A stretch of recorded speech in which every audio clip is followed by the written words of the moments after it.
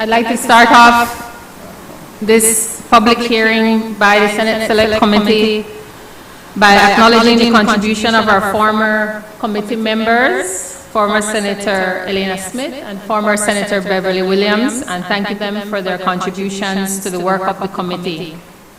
I also take this opportunity to warmly welcome Senator Antonio Herrera and Senator Glenfield Dennison for their joining of the committee, and we look forward to their contributions to the work of this committee moving forward.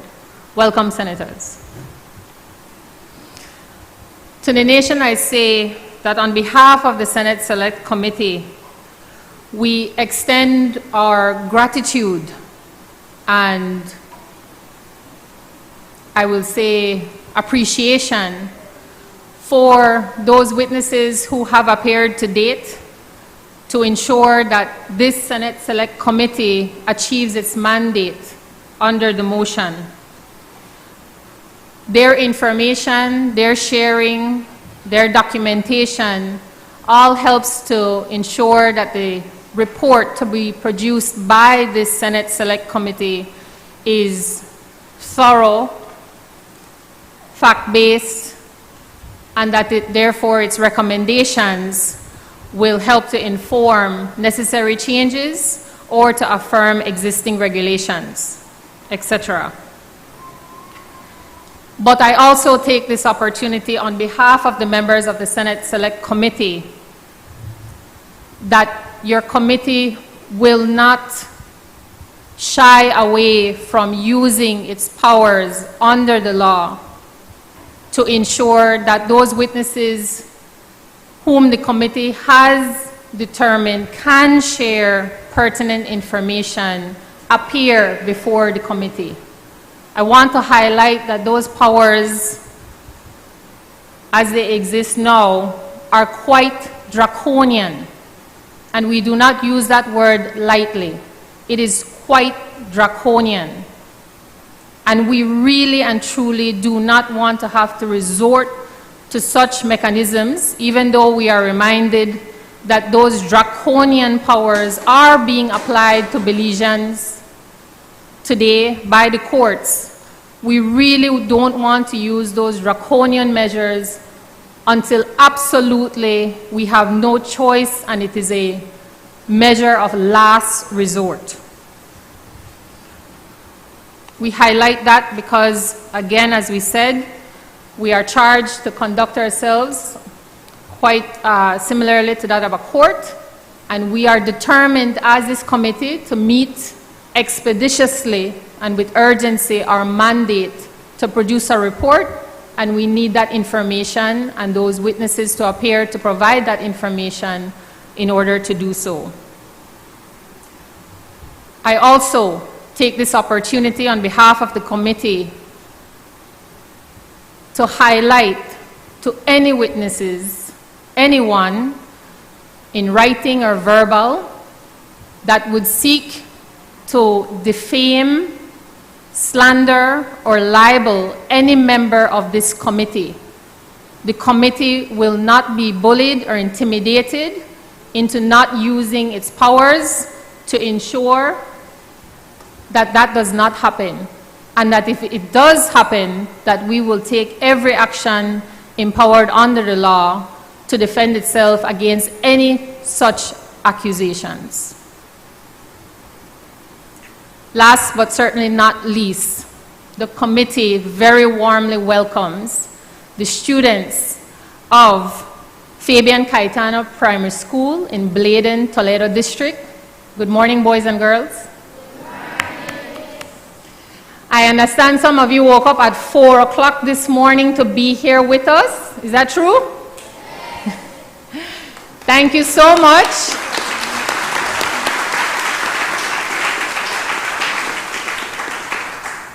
Boys and girls, I'm sure your teachers and chaperones will help to answer any questions that you have about today. But please know this is your parliament at work, and we look forward to the day when you will seek to embrace your roles as constructive Belizeans. Whether it's in or without parliament, you play a role in upholding our democracy. So thank you in advance and welcome.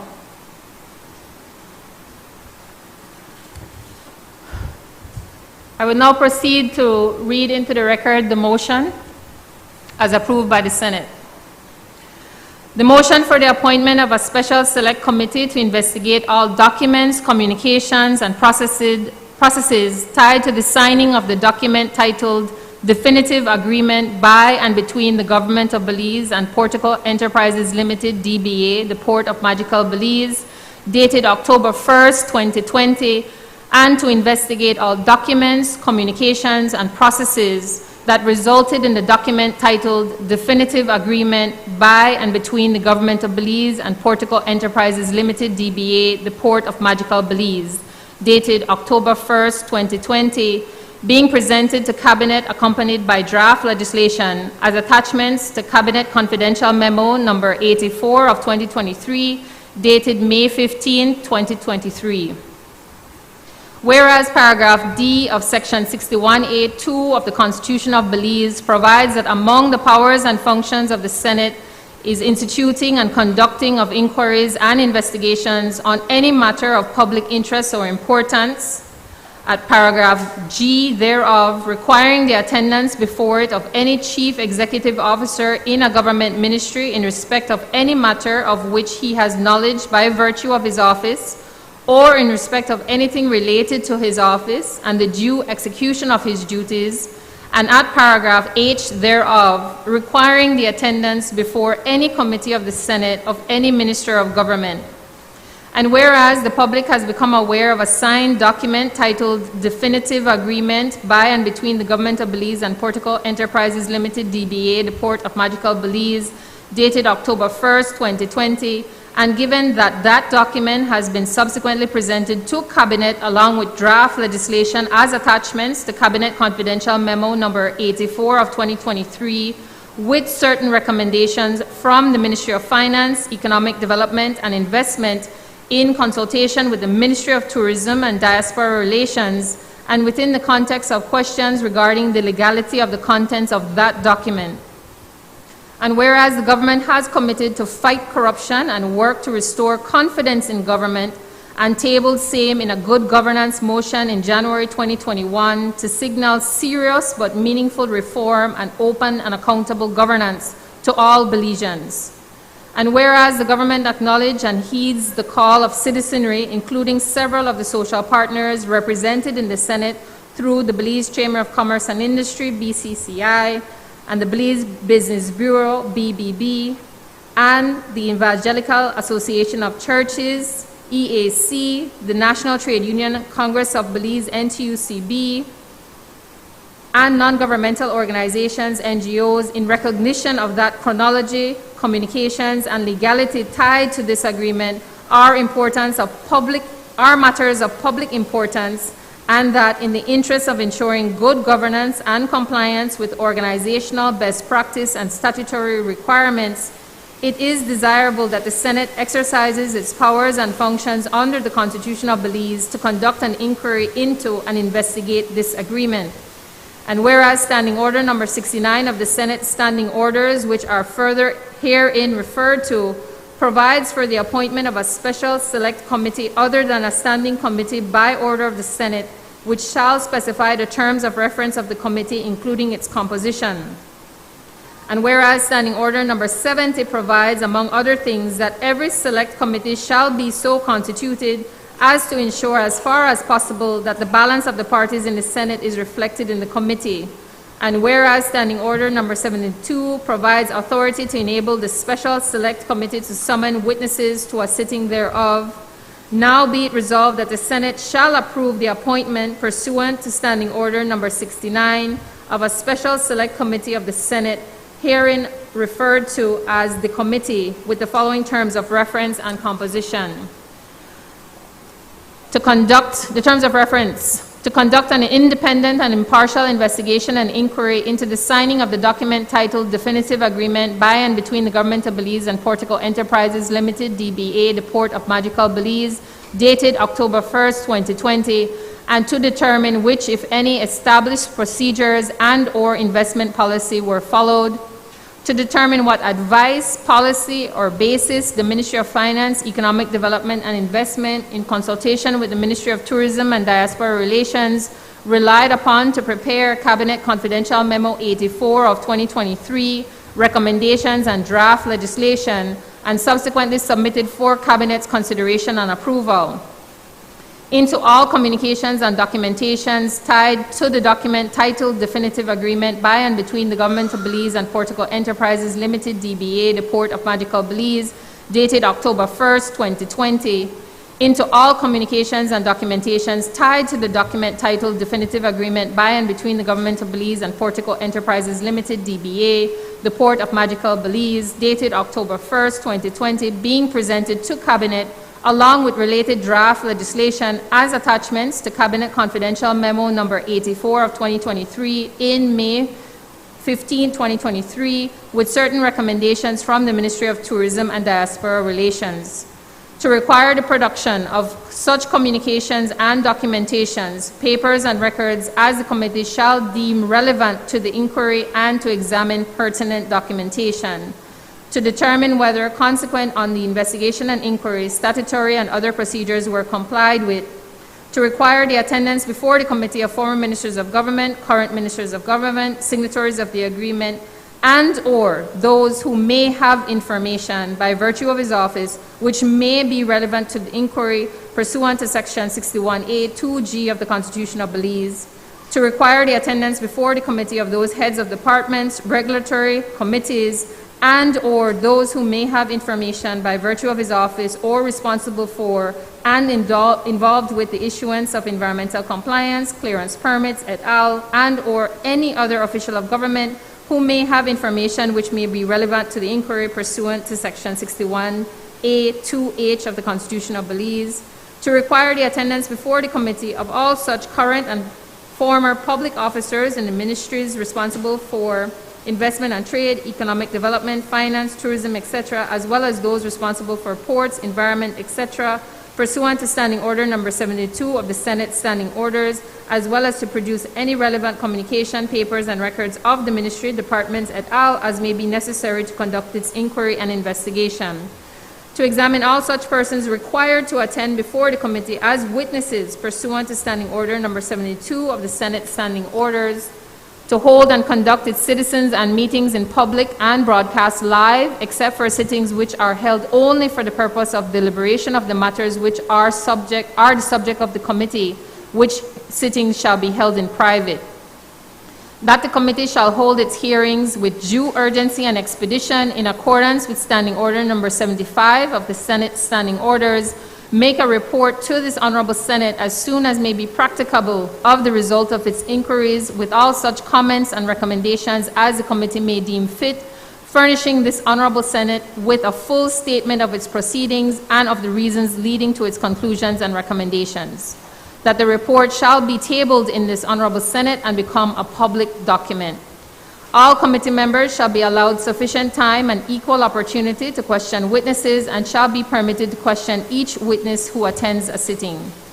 Each witness shall be afforded the opportunity, pursuant to Standing Order number 7213 of the Senate Standing Orders, to review his or her evidence and the findings of the report and shall have the opportunity to suggest corrections due to inaccurate reporting within 14 days of the date from which the report was sent to the witness by the clerk.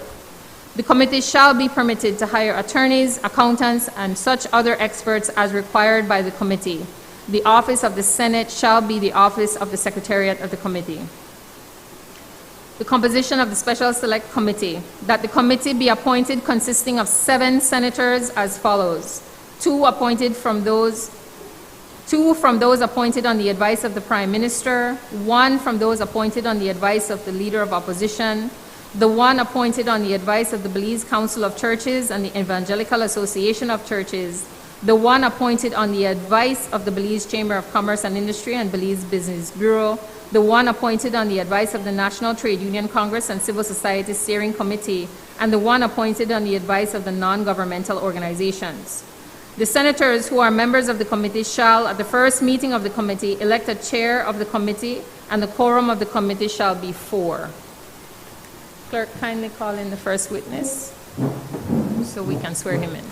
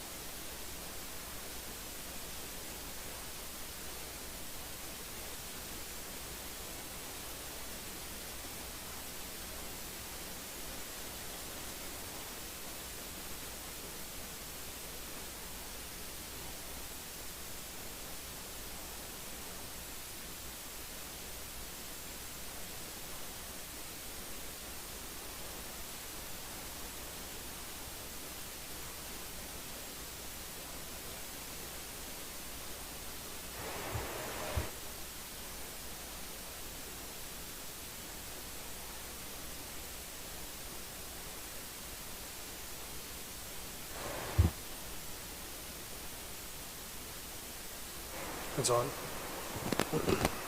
I, Sanjay Hachandani, do swear that the evidence I shall give to the Senate Special Committee touching the matters in the question shall be the truth, the whole truth, and nothing but the truth. So help me God.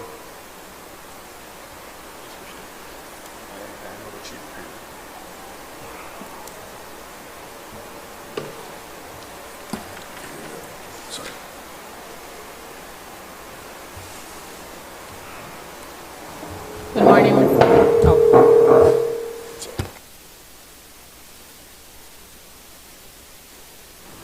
Good morning, Mr. Hachandani. I first, on behalf of the committee, want to take this opportunity to apologize to you that you did appear here previously when we had to postpone for reasons beyond the committee's control. So we do want to thank you for having appeared previously and for again returning today.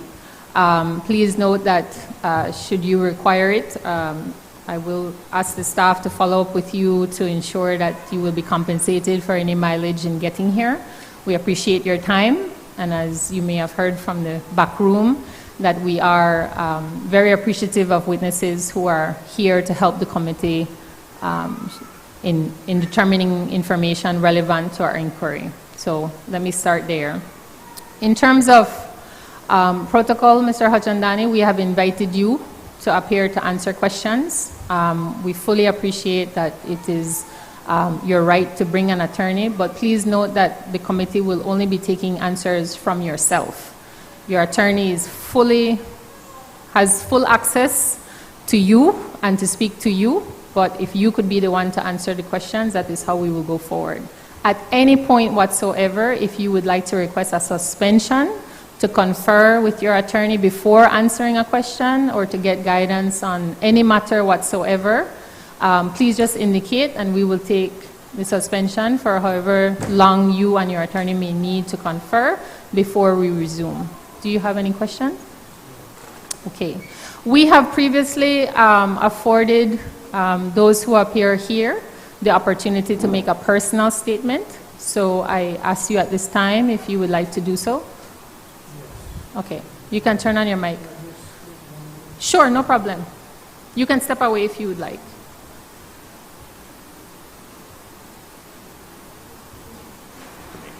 Make a statement to the committee before. He will not just. Is it okay if he says no? Just you.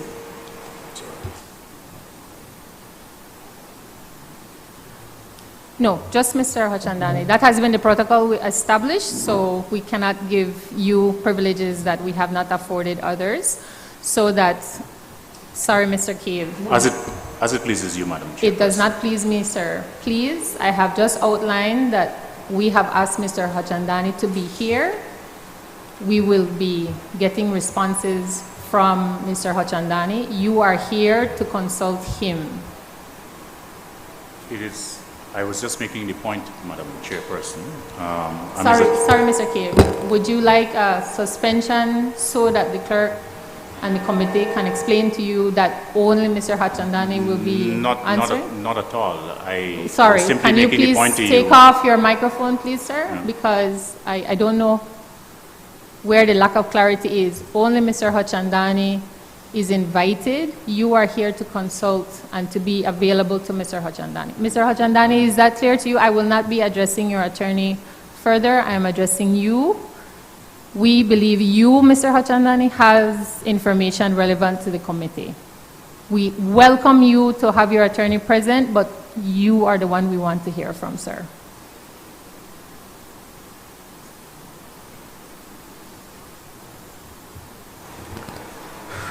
Is this your personal statement? Yes. Okay, thank you. Please go Madam ahead. Chairperson, Senators of the Special Select Committee, good morning.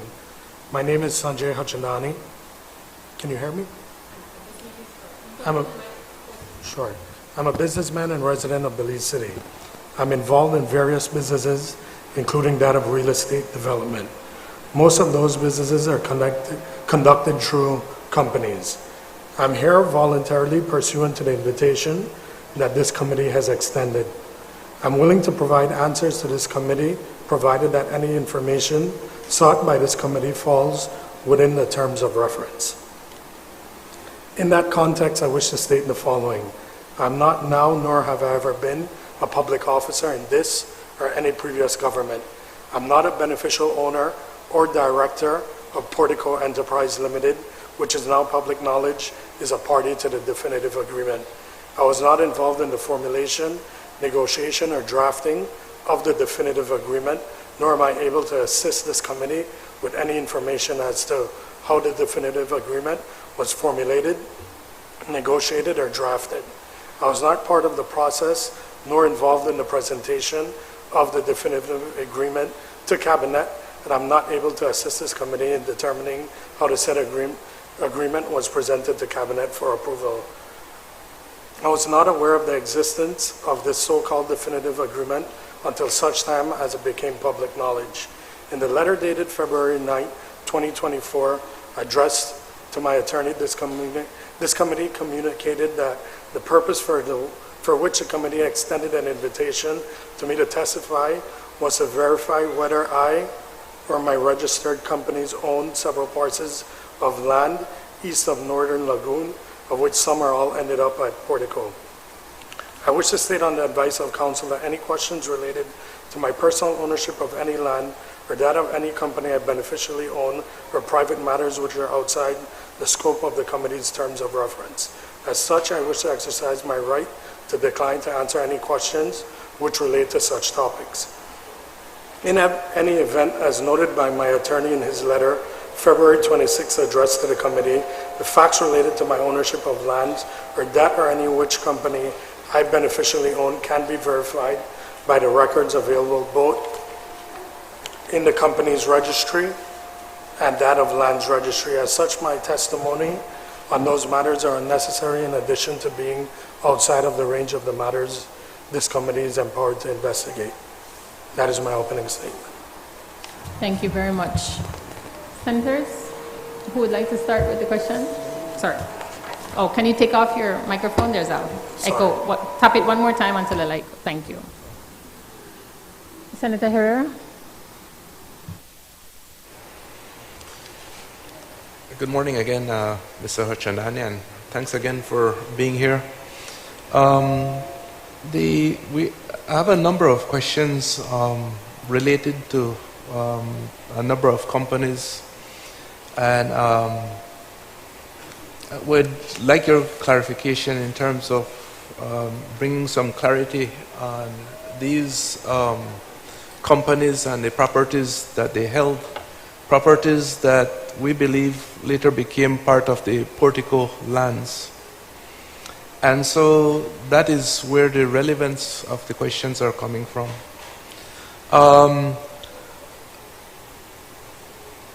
Are you familiar with the company Keystar Limited?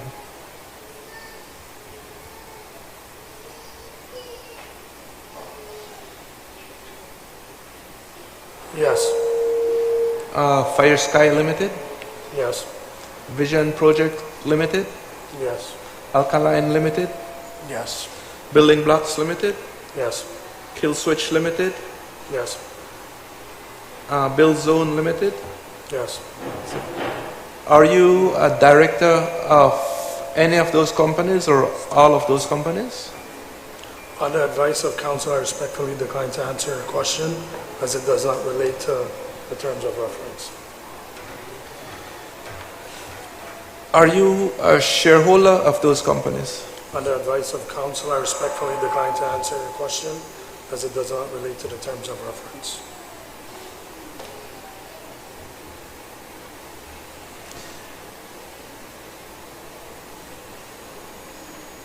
These companies, Mr. Hochandani, was, I believe, incorporated on 26th of November 2019.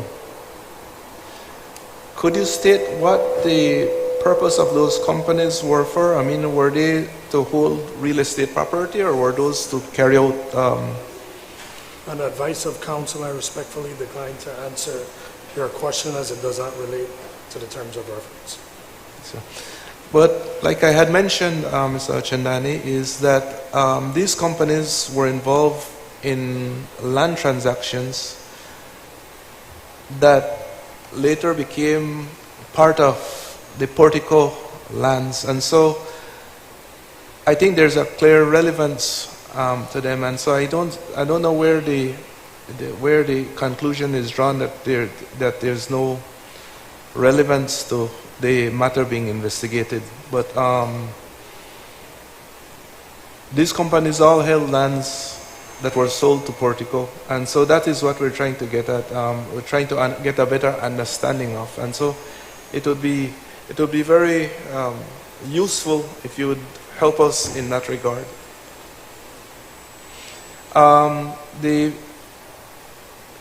So you're not prepared to answer the purpose of those companies, you said? Yeah, on the advice of counsel, I respectfully decline to answer your question as it does not relate to the terms of reference. Are these real estate companies?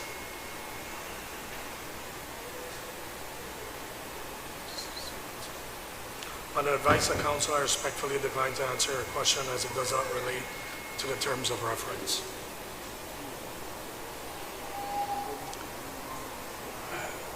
Do these companies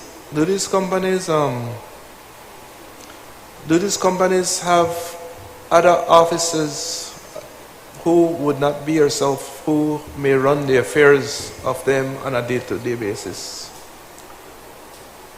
Like a CEO, a managing director? On the advice of counsel, I respectfully decline to answer your question as it does not relate to the terms of reference.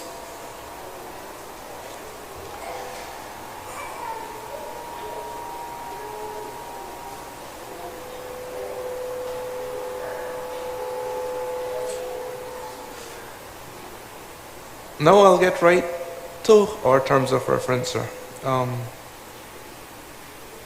Keystar Limited purchased 50.1, well, Keystar Limited acquired 50.1 acres of land in east of Northern Lagoon, I believe.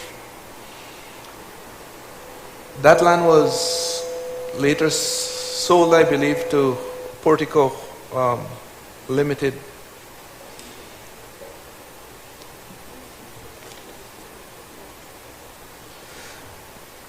Would you confirm that Keystar Limited sold 50.1 acres to Portico Limited? On the advice of counsel, I respectfully decline to answer your question as it does not relate to the terms of reference.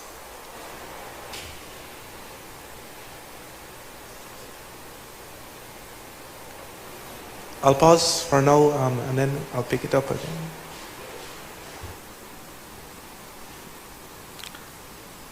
Senator Denison? Grateful, Madam Chair. Good morning, Mr. Hochandani. Thank you for being here. Good morning. I would like to invite you to request advice of counsel as it relates to Section 13 of the Legislative Assembly Powers and Privileges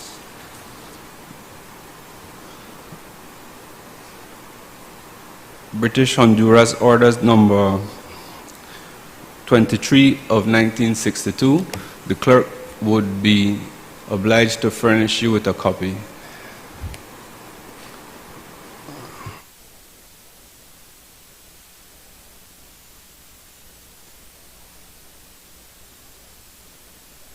Are you familiar with that section?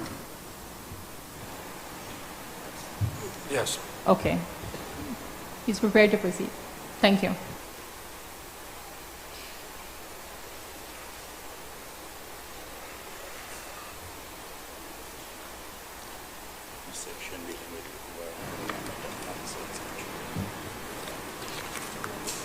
Chair, I yield to Senator Herrera for continuation of his questions.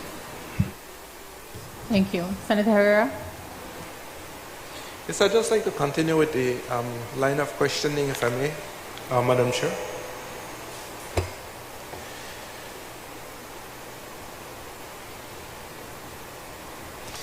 Can you, Mr. Hochandani, tell us how you became aware that lands were available in this area? On the advice of counsel, I respectfully decline to answer your question as it does not relate to the terms of reference.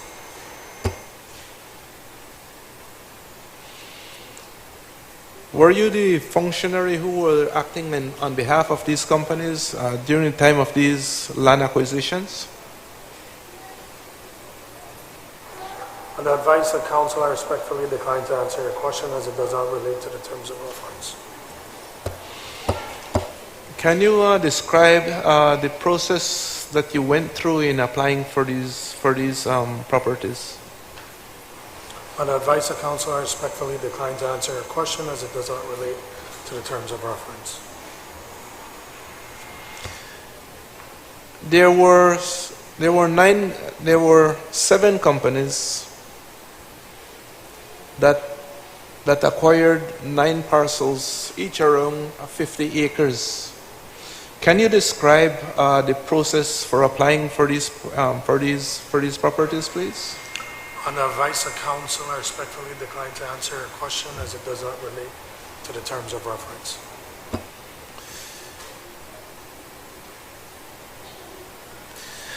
Our records are showing that the lease for these properties were applied for on the 16th of October 2020 and approved 4 days later on October 20th, 2020. Can you confirm that that was so, sir? On the advice of counsel, I respectfully decline to answer your question as it does not relate to the terms of reference. And then title was granted. Title was granted on November 4th, 2020, which would have been 14 days after the lease was approved. Can you confirm that that was so, sir? On the advice of counsel, I respectfully decline to answer your question as it does not relate to the terms of reference.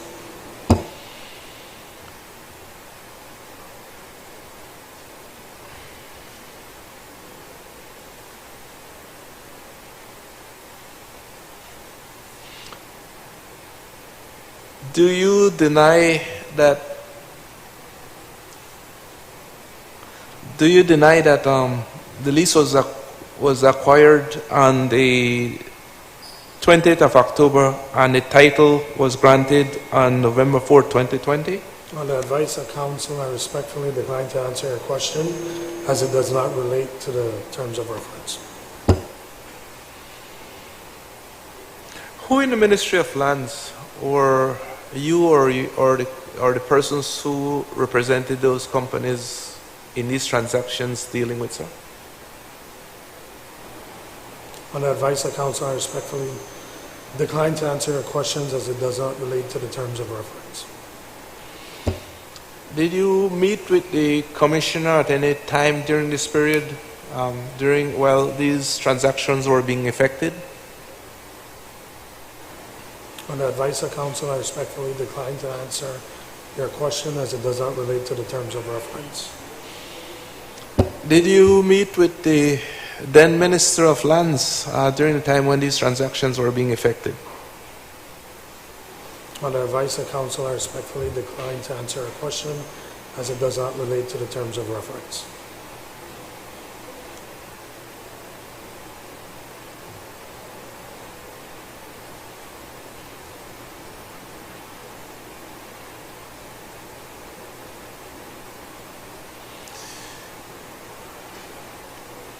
These 7 of the, well, our records are showing that 7 of the 9 parcels or properties were sold to Portico on 9th of June 2022. Was that so, sir? On the advice of counsel, I respectfully decline to answer your question as it does not relate to the terms of reference.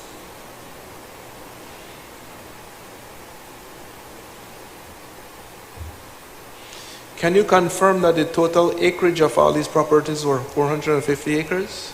On the advice of counsel, I respectfully decline to answer your question as it does not relate to the terms of reference.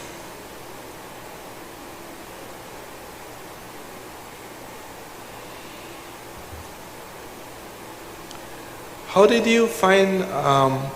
you learn or find out, sir, that Portico was interested in purchasing these properties? On the advice of counsel, I respectfully decline to answer your question as it does not relate to the terms of reference.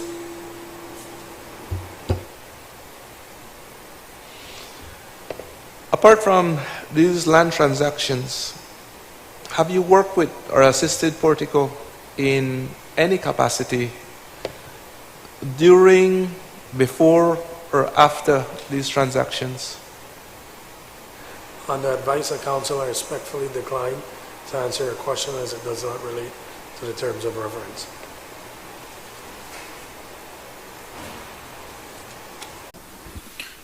Good morning, Mr.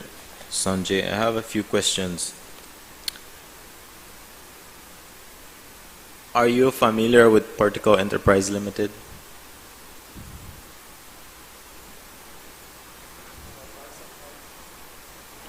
On the advice of counsel, I respectfully decline to answer your question as it does not relate to the terms of reference. Are we aware of any possible investment at or around east of Northern Lagoon? On the advice of counsel, I respectfully decline to answer your question as it does not relate to the terms of reference. Mr. Sanjay, with all due respect, these are general questions that I'm asking. Are you familiar with Portico Enterprise Limited?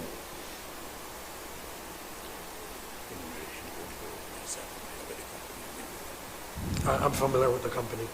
Sorry, Yes, I am familiar. can you elaborate on your familiarity with the company? No, I'm familiar with what's in the public knowledge. Can you speak in the mic? I can't hear Sorry, you. I'm just familiar with what's in the public knowledge. Can you explain what is that, sir? The public knowledge? That they're trying to build a port. They're trying to build a port. Have you had any encounter with any directors of the said company? On the advice of counsel, I respectfully decline to answer your question as it does not relate to the terms of reference. Again, sir, with all due respect, these are general questions I'm asking. I have to go based on the advice.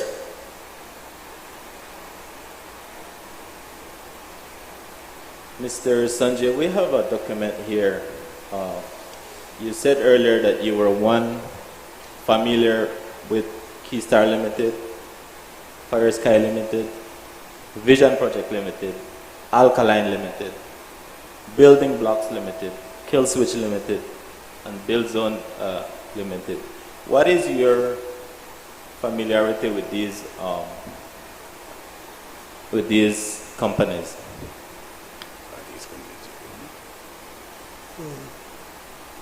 Just give them the standard answer. On the advice of counsel, I respectfully decline to answer your question as it does not relate to the terms of reference.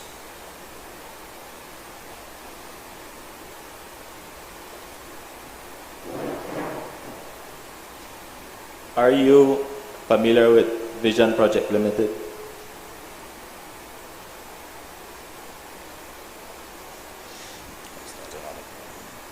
Sorry?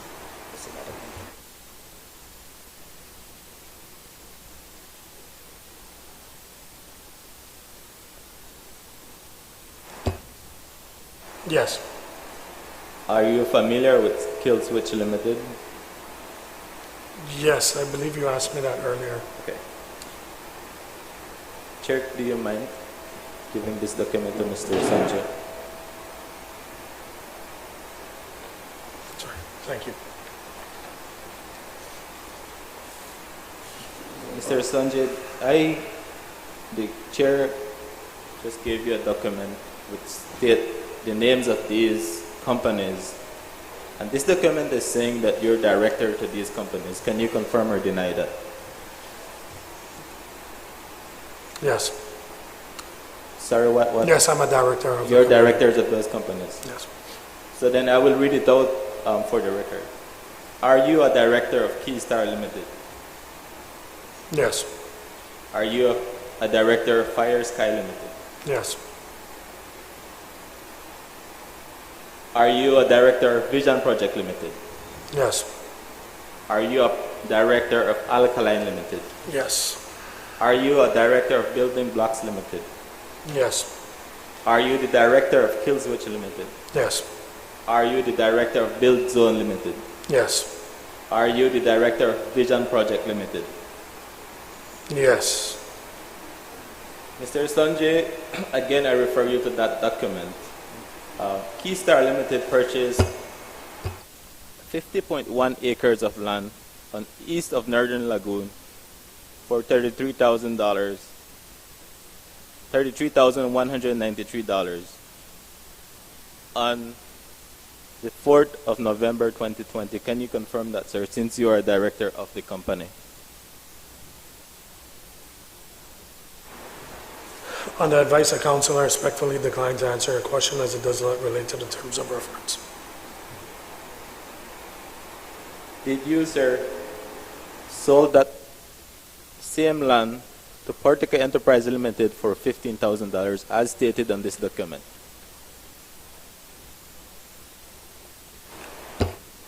Sorry. On the advice of counsel, I respectfully decline to answer your question as it does not relate to the terms of reference. I will ask a general question again. Did you at any point sold any lands to Portico Enterprise Limited? On the advice of counsel, I respectfully decline to answer your question as it does not relate to the terms of reference. Are you aware of any projects around Eastern Northern Lagoon that was done by Pertec Enterprise Limited? On the, if it's public knowledge, yes. It's public knowledge? Yeah. Were you aware of it before it became public knowledge? No. I will pass for now, Chair. Colleagues, with your permission, may I just ask one formal question? You referred to, in your opening statement, documents provided to companies' registry. Can I reference, and I believe it holds for all of them, but at minimum for Alkaline, Bilzone, Keystar, at the objects for which the company is established, can you confirm that at 3.2, to carry on the business of acquiring, holding, developing, and selling real estate, has that, under your company's memorandum of understandings, has that changed since you registered the company in November of 2019? I cannot recall. Sorry? I cannot recall. Okay. Yeah.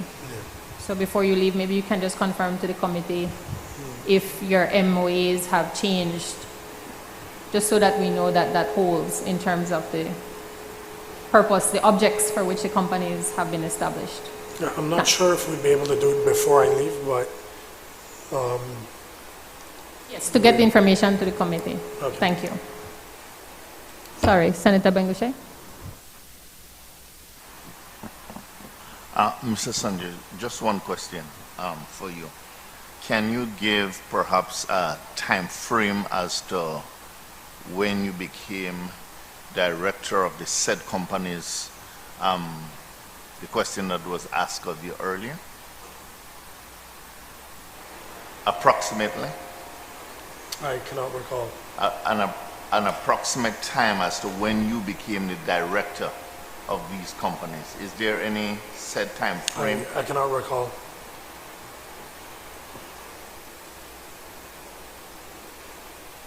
Just to follow up on Bishop's question, 2236 Albert Hoy Street, is that your address?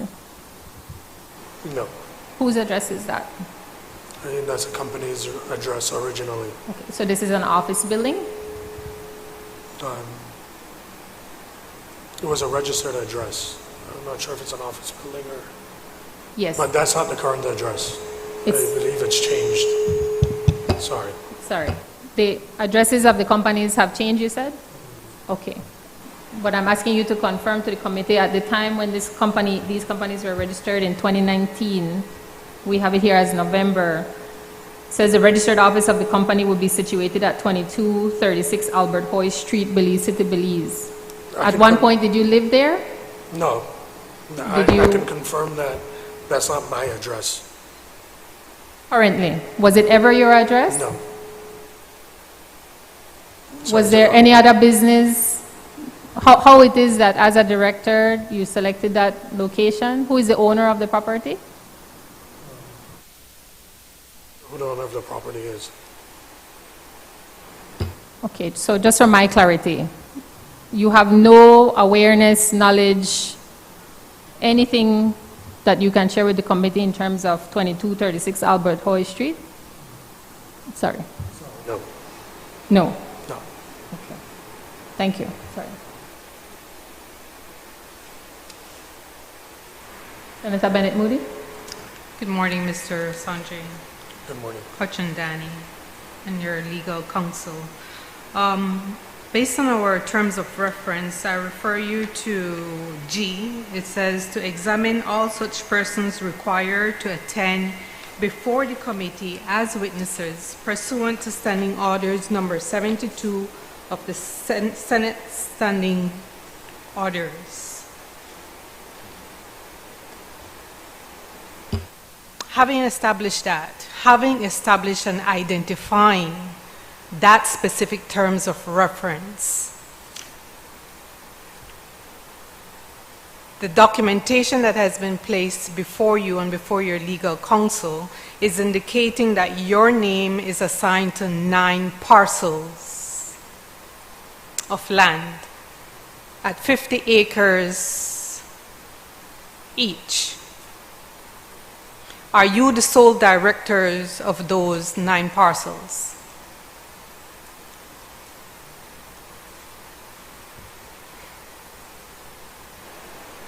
I'm not aware of my name being assigned to 9 parcels.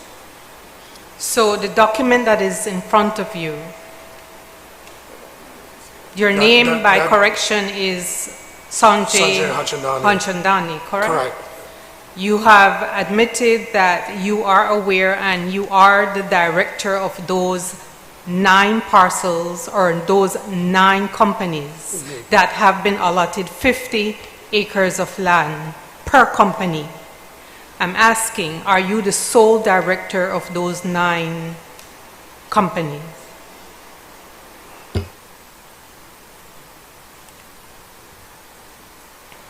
On the advice of counsel, I respectfully decline to answer your question as it does not relate to the terms of reference.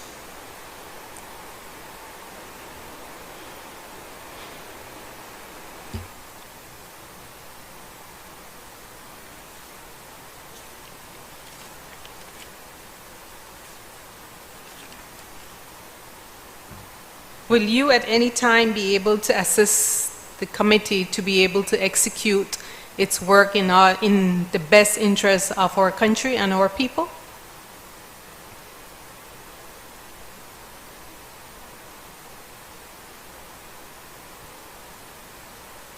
I mean, I believe that's why I showed up. Okay. What information can you provide to us regarding what is before us right now as a nation, as the business owner, as you have identified yourself to be, given the fact that you have stated that you are the director of those specific companies who have been allotted 50 acres of land in a specific part of our country, times 9? I mean, I'm not able to help. I was never part of the process nor involved with the definitive agreement Okay. that I mentioned opening statement. So you are saying to us in the Senate and to the country that none of these 9 companies has any implication or in any way tied to the Portico agreement. Is that what you're saying? Yes, on the advice of counsel, I respectfully decline to answer your question as it does not relate to the terms of reference. Thank you.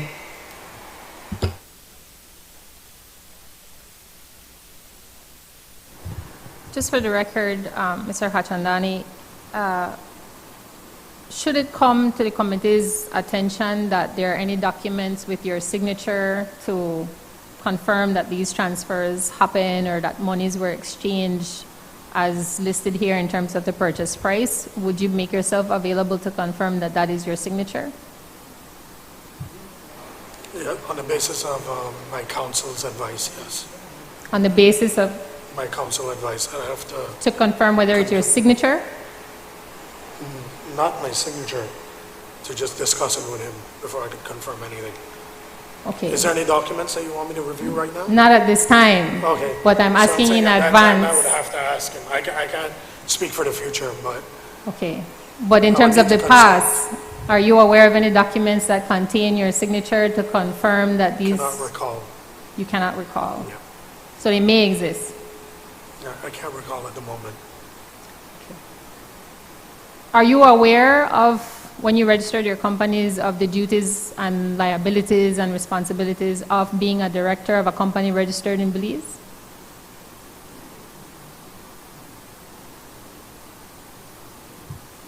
Yes, So you are aware there are specific legislative and other requirements for being a director?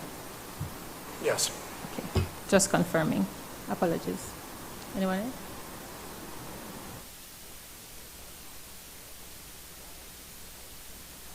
Senator Cow?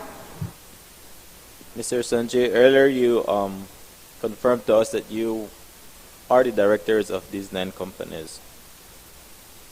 Did at any point these companies applied for lands at east of Northern Lagoon? On the advice of counsel, I respectfully decline to answer a question as it does not relate to the terms of reference.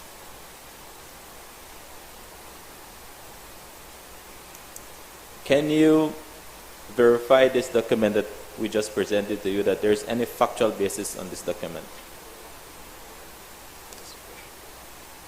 Sorry, could you repeat the question? The document we presented to you, and it's a public document, can you confirm or verify that any data on this document is true or accurate?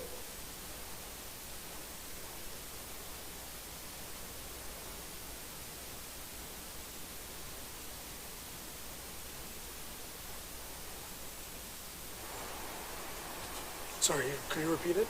Please. The document we presented Sorry, to Senator, apologies. I'm sorry. Sorry, just for the purposes of the recording and the transcription, the staff is asking that you bring the microphone closer to you just to make sure we have you covered. Thank you. No, you're fine. Thank you. I'll repeat my question.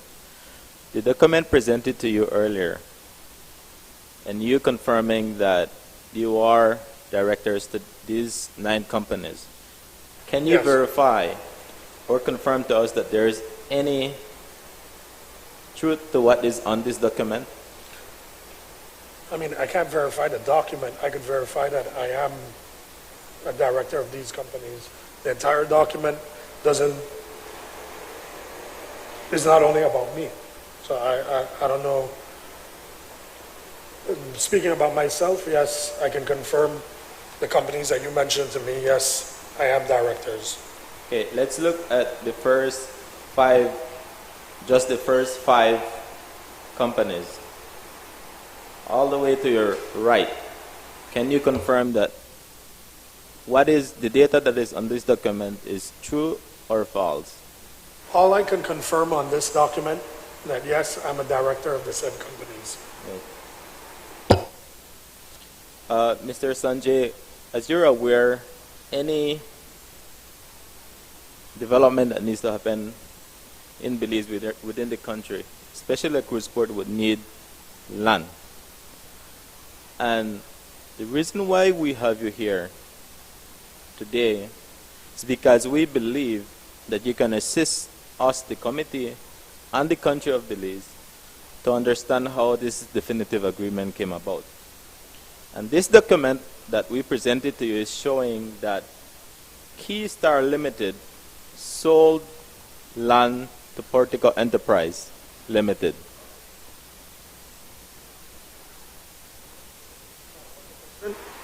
Yes. So I'll start from what I started earlier. The reason we have you here today is because we believe that you can assist us, the committee, the Senate, and the people of Belize, to understand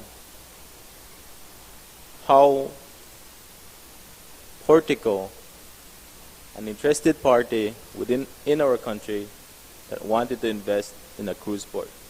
And as you're aware, any development as such would need lands, seabed for it to operate. And this document is saying that Keystar Limited, which you confirmed to us that you are a director to the said company, and this document is saying that Keystar Limited and the other companies sold land to Portico Enterprise Limited. As the director of these companies, are you aware that lands were sold to Portico Enterprise Limited? I'm sorry, because I still don't understand the question. You're asking me if I'm aware that other lands, or No, you're speaking these- specific about these companies? These companies that you're a director of sold land to Portico Enterprise Limited.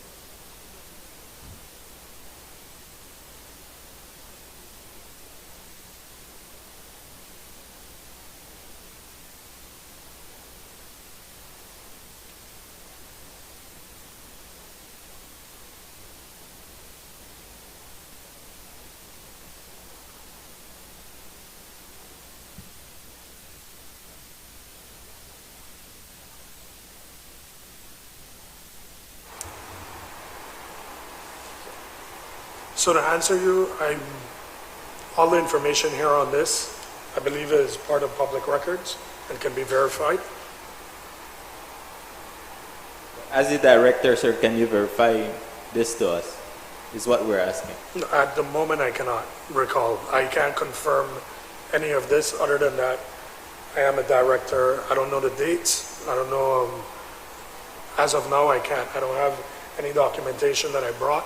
I was not asked to bring anything, so I can't recall or confirm.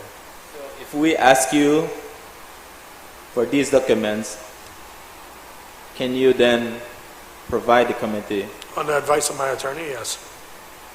So are you telling us that at this moment you do not know if these companies sold any land to Portico Enterprise Limited?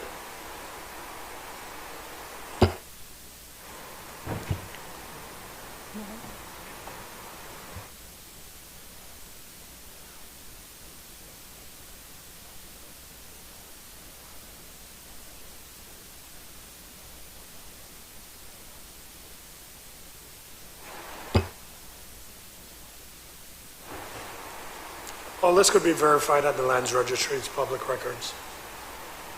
As the director, sir, can you not assist us to verify it?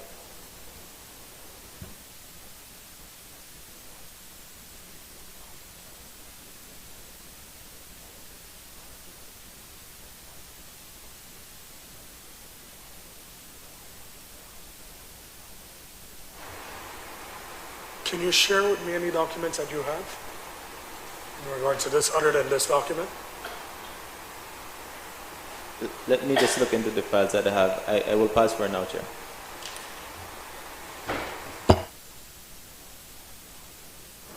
Senator Ben, oh, you have a question? In regards to Senator Cow, if there was any documentation that you could share. Thank you so much. I think he was the one that shared that document with you, so that's what he was asking you to verify as it relates. If I'm clarifying for Senator correctly, Senator Cal? Is that the document you wanted him to verify for you? I wanted for him to verify if this, because this is a public document. And Yes, I'm but this is simply not asking if you can verify the ones this an that has official your document? direct. Is this an official document? This is what is in the public domain, sir. And that's the reason why we have you here to verify or to deny it. I'm just asking, is this an official document?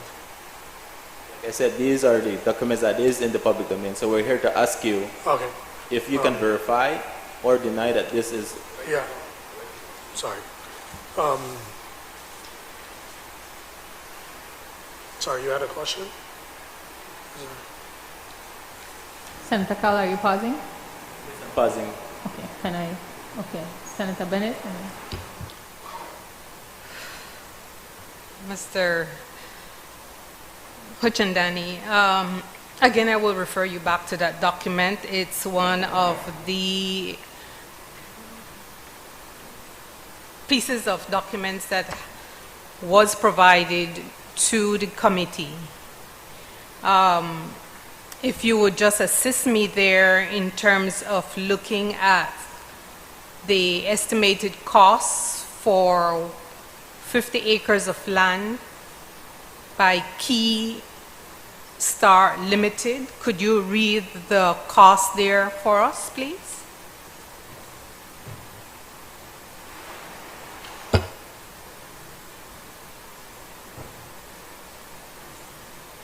I'm assuming you mean the purchase price? Yes, it says purchase fee. $33,193. For Fire Sky Limited, what was the purchase price? For all other companies, it was $5,300. Pardon? $5,300 for all other companies, based on this document. Okay, and your name is assigned to the first 1, 2, 3, 4, 5, 6, 7 companies, correct? No, when you mean assigned, you're saying Assigned as in you being the director, your I'm a name director is... of those, correct. Yes. And then there is There are two other companies at the bottom of that list, Vision Project Limited and Kill Switch Limited, which your name is assigned as the director, correct? Yes. If we do a total of the amount of land that was purchased according to this document or date issued, it was the 4th of the 11th month, 2020. The total amount of land would have been 400 acres of land.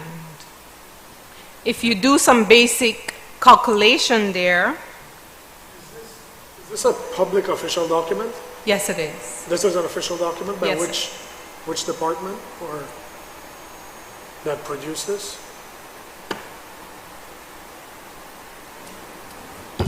No, that's fine. We're asking you to verify what is in the public domain, and we will be cross-referencing it with the official document. This is where we believe you can be helpful in terms of determining what actually exists. So just confirm, this is not an official document. This is a document that has been compiled with official information. Verified. This is what you're here to do. Oh, you're asking, okay, well, yeah. Okay, all right. Senator Bennett? All right, so I'm trying to establish with your help that of the first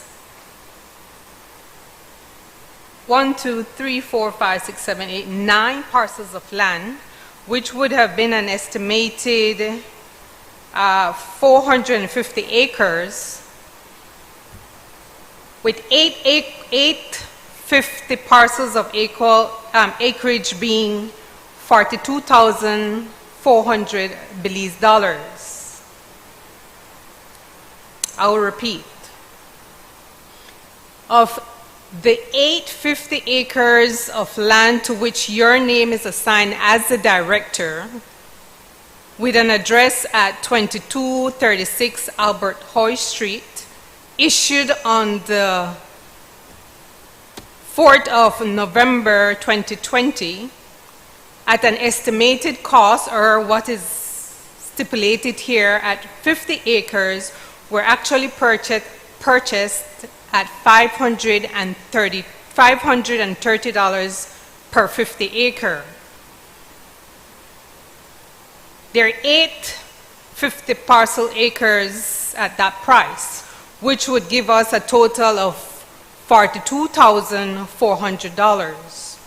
1 acre in particular, or 1 parcel in particular, which was 50 acre, was purchased at $33,193.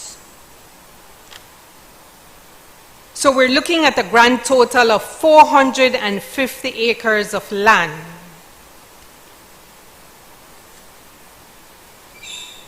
$450 acres of land at a grand total of $75,193. Were you the purchaser of those lands at that cost?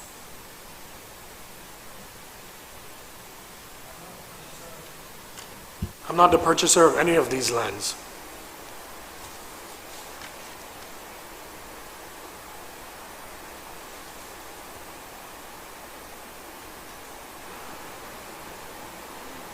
Are you saying to us, Mr. Hochandani, that these companies to which you have identified yourself as the director, Madam Senator, there's a difference between myself and a company.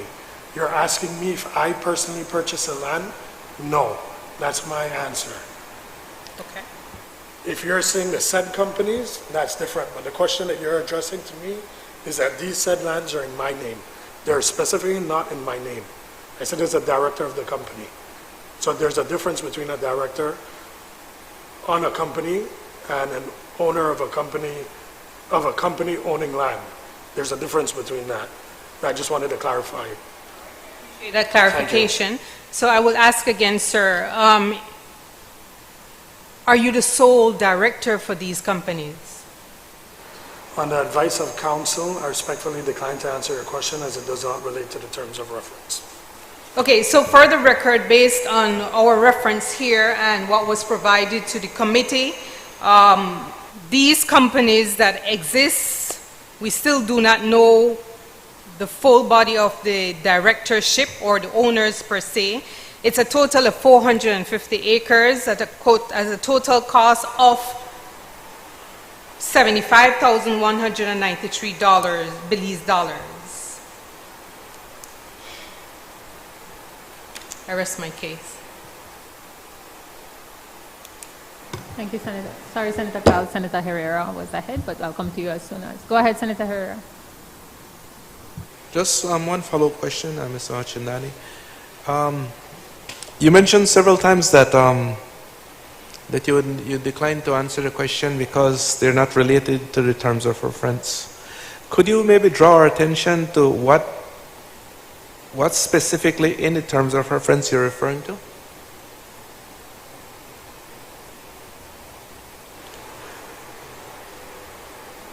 Senator, is my attorney allowed to speak now? Or, so I'm sorry, I can't help you with that. I would need his assistance with that. Well, we had some very specific questions related to... Sorry, Senator. Sorry. Would you like a few minutes to confer with your attorney so that you can be advised and provide the information?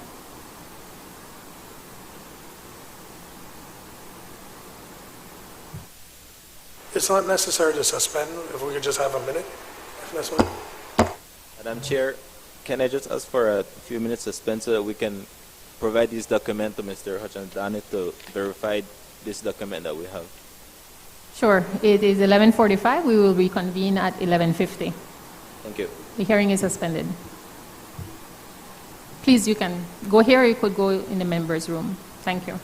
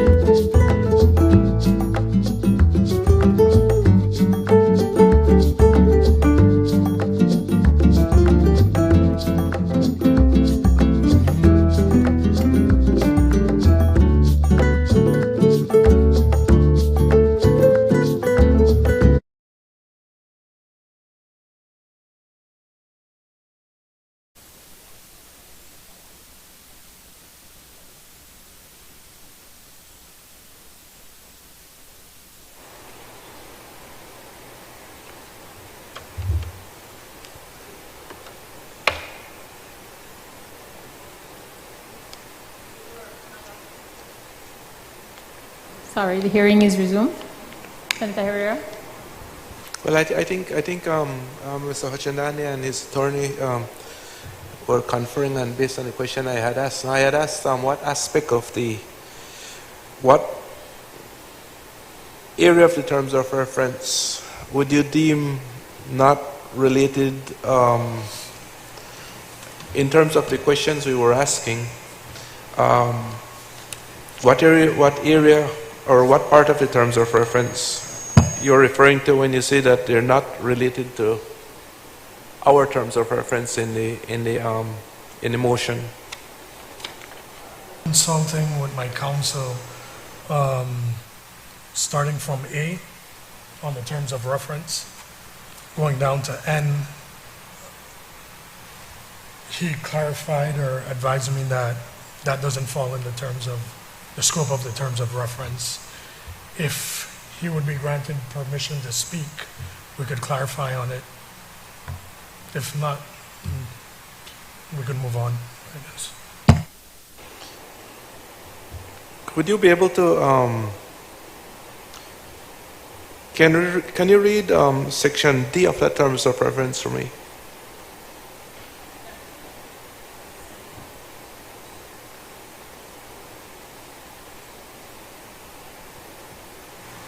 Section D is in David. To require the attendance before the committee of former ministers of government, current ministers of government, signatories of the agreement, or to those who have information by virtue of his office, which may be relevant to the inquiry, pursuant to section 61A2G of the Constitution of Belize. In that, you'll note that it refers to and or those who may have information. Can you read section By G for us? virtue of office? Which office? Yes. Well, you're a director of the companies that we're referring to. And so that was basically why we were asking you those questions. And so in our view, I mean, in my view, I think it's very relevant and related to the terms of reference. But can you also read G for us? Sorry, Mr. Hochandani, I'm getting a note from the technical team. It's just I just don't want it to fail and then we get delayed because of replacing equipment. No problem. Please proceed, Senator Herrera. Yeah. Can we also read G, please, for the records? To examine all such persons required to attend before the committee as witnesses pursuant to Standing Order number 72 of the Senate Standing Orders.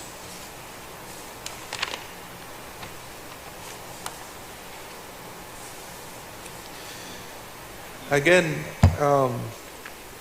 by virtue of your positions within those companies and the subsequent transactions that took place directly with Portico, you know, we were asking those specific questions that we had brought to your attention that you said that you weren't prepared to answer. And so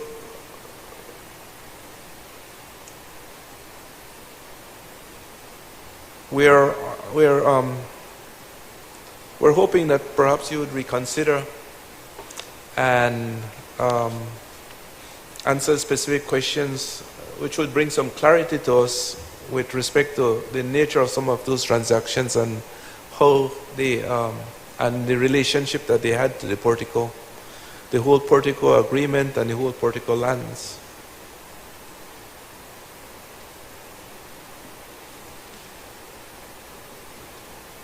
Sorry, Senator, that was a question? No, it wasn't a specific question. I was more making a statement based on the areas I had covered just now.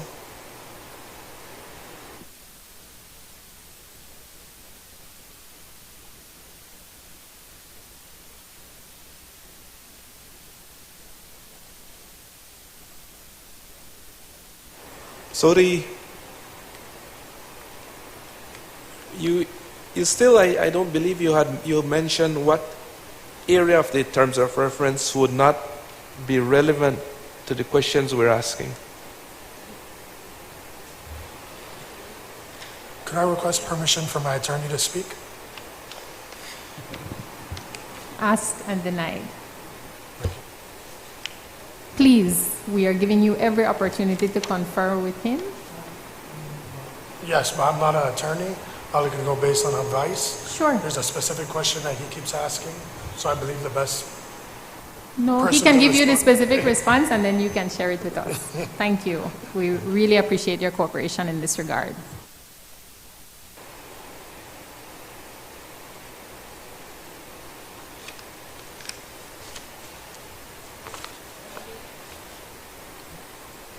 Wait, I thought you wanted to confer with your attorney.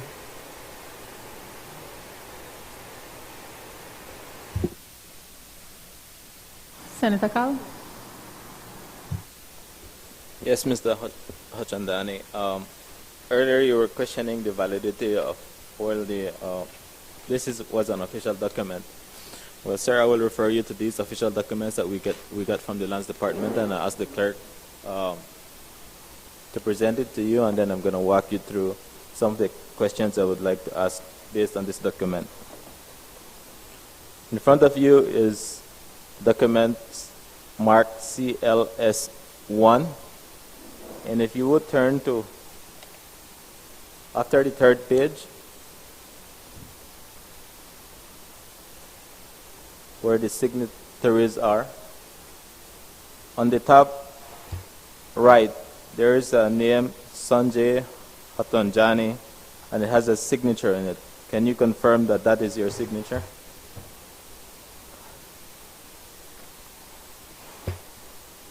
Yes. I can confirm that's my signature. Then if you also want to look at that document, sir, that is a document from the Lands Department that we got, that Keystar Limited sold this parcel of land for $15,000 on the date that is marked on this document. And that is synchronizing with the document that we were showing you earlier. Can you confirm then that your company, Keystar Limited, sold 50.1 acres of land to Portico Enterprise Limited? If it's in an official document, I have no reason to doubt it. Sorry, can you? If it's in an official document, I have no reason to doubt it. It is this, So and I have that's no the reason, reason to sir, I'm doubt. asking you to verify if that is the case, that your company, Keystar Limited, sold 50.1 acres of land to Portico Enterprise Limited. Yes. Then we're going to move on to CL2. If you can just flip through the pages. And on the third, after the third page again on that document, there's another signature, Sanjay Hatanjani. Is that your signature? Can you Yes, it confirm? is. That document again is showing us that Fire Sky Limited sold 50.4 acres of land to Portico Enterprise Limited. Can you confirm that?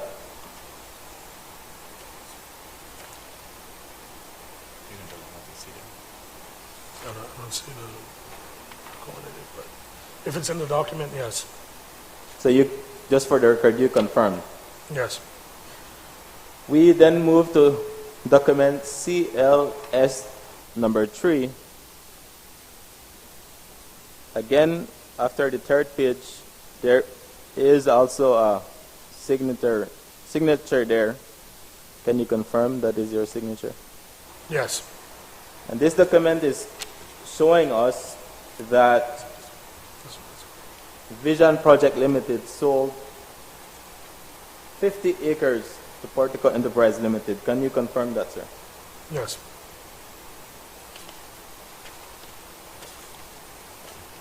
We're going to move to CLS4. Again, after the third page, there's another signature there. Can you confirm that that is your signature? Yes. And this document is showing us that Vision Project Limited sold 50.1 acres Portico Enterprise Limited. Can you confirm that, sir? Yes. We're going to move to CLS5. Again, after the third page, there's another signature. Yes, Can you confirm that that is your signature? yes, that is my signature. This is telling us that Killswitch Limited sold another 50.1 acres to Portico Enterprise Limited. Can you confirm that, sir? Yes, We move on to a document CLS6. Again, after the third page, there's another signature there. Can you confirm that that is your signature?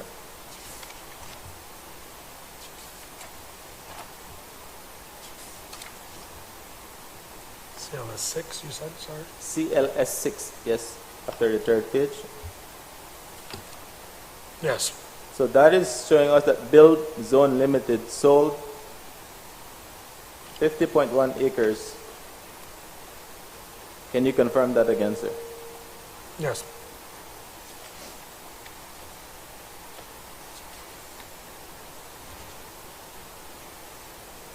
CLS7. After the third page, again a signature. Can you confirm that it is your signature? yes it is. Again, this document is showing us that Vision Project Limited sold another 50.1 acres. Can you confirm that? Can you confirm to us to whom these parcels of land were sold to?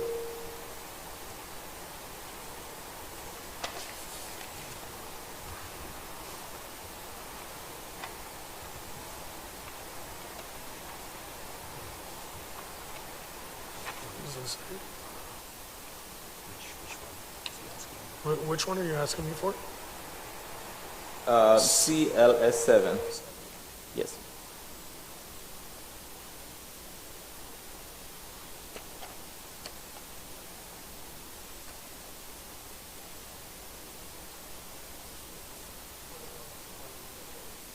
Sorry?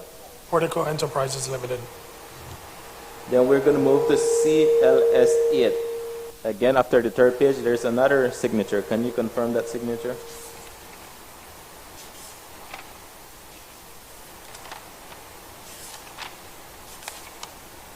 That's mine. Killswitch Limited sold another 50.1 acres. Can you confirm that? And to whom was it sold to? Portico Enterprises. So, all of these documents are showing that you sold these land to Portico Enterprise Limited. How or did Portico Enterprise Limited reach out to you for this parcel, or how did that came about? On the advice of counsel, I respectfully decline to answer a question as it does not relate to the terms of reference.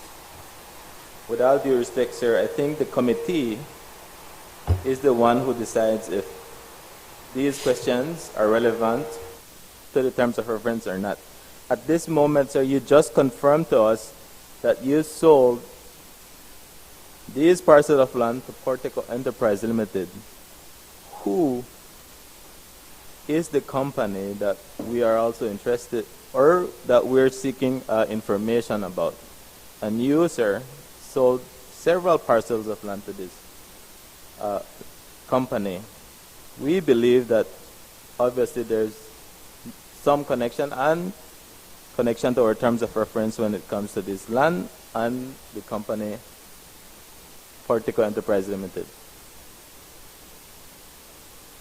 So we'd like to ask you, sir, how did you came about knowing about Portico Enterprise Limited, and how they come about?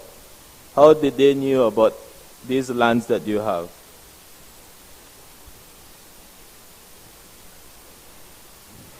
On the advice of counsel, I respectfully decline to answer your questions as it does not relate to the terms of reference.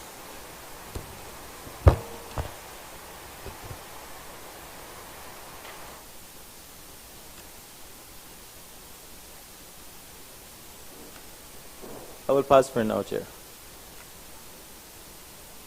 Senator Bennett Moody. Sir Hutchandani, quick question.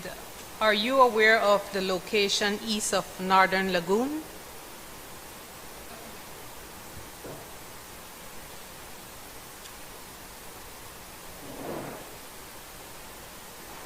Could you clarify? Pardon? Sorry, could you clarify? You want to repeat the question? No, repeat. Yeah. Okay. Are you knowledgeable or are you aware of the area east of Northern Lagoon in Belize? I'm familiar somewhat.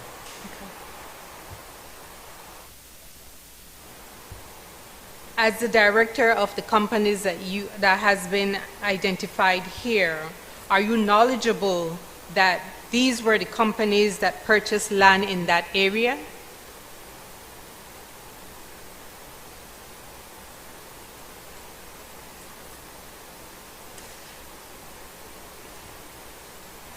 Yes. You're knowledgeable that these companies purchased land in that area of which you are the director?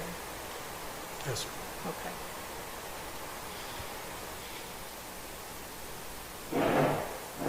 I think this question is more towards a moral thought process. As Belizeans overall, we are seeing these parcels of lands, 50 acres, were purchased at $5,300. They were later sold at $15,000 on the 9th of the 6th month, 2022. At this time, Belizeans are very much outraged with what has been happening in terms of land. A basic parcel of residential land in Belmopan, for example, 75 by 50, is being sold at $15,000 in Recondale. Would you think that this is a fair price to pay for such, just as a general question to you as a Belizean?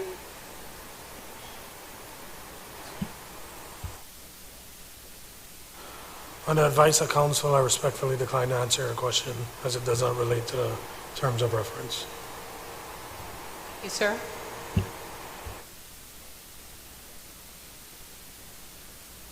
Thank you. Senator Kall, are you resuming or are you complete? Complete for now. Thank you. Any other senators wish to resume questions at this time?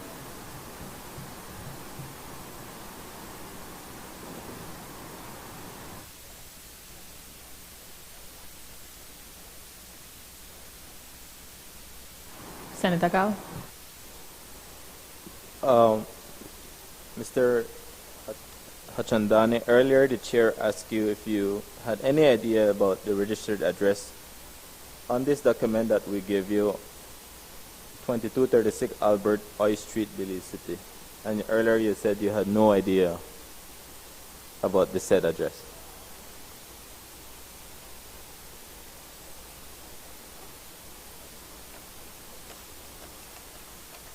Is that still your... I said I do not. The question was asked to me if I reside at that address. I do not reside at that address. They asked me if it was an office building, if I'm correct. Could they replay my answer for me? We can review it, but to my recollection, it was if you had any awareness whatsoever of what existed, who owned the property, to that effect, if you had any awareness whatsoever to that address. That is my recollection. And your answer was you did not have any knowledge. I would refer you to the same document, CSL1. Can you read, if not I can read it for you, the third sentence of that paragraph. Do you mind reading it, or should I read it? Want me to read it? It says a company, so this, I'll read the entire first sentences of this paragraph, for the record. This deed of conveyance is made the 9th day of June 2022 between Keystar Limited, a company duly firmed and incorporated under the virtue of the Companies Act, Chapter 250 of the Laws of Belize, with its registered address at 2236 Albert Oy Street, Belize City, Belize. you are the director of this company, sir, and you said you had no idea about the said address, then how is it that this address is on an official document that you used and earlier verified that this was your signature?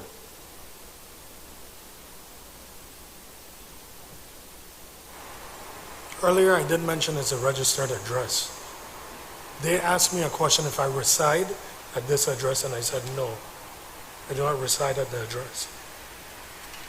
So there's a question being addressed to me as a director, and there's a question being addressed as a company.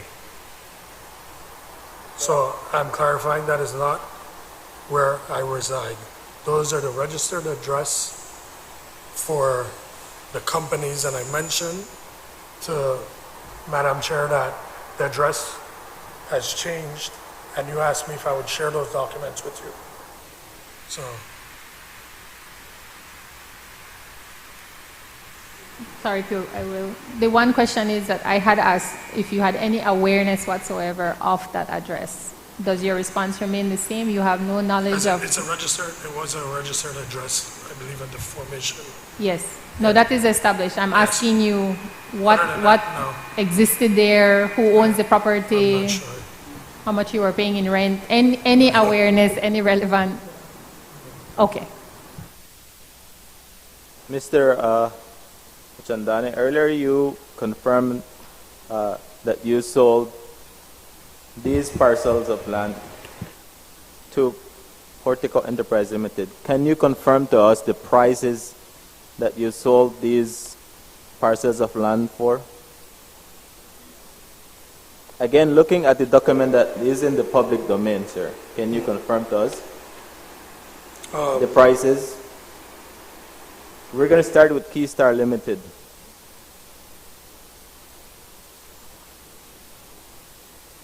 I have no reason to doubt what's in the public document. Excuse me? I have no reason to doubt what's in the public document. I didn't hear you, sir. I have no reason to doubt what is in the Doubt. public document. So you're not doubting the public document? No.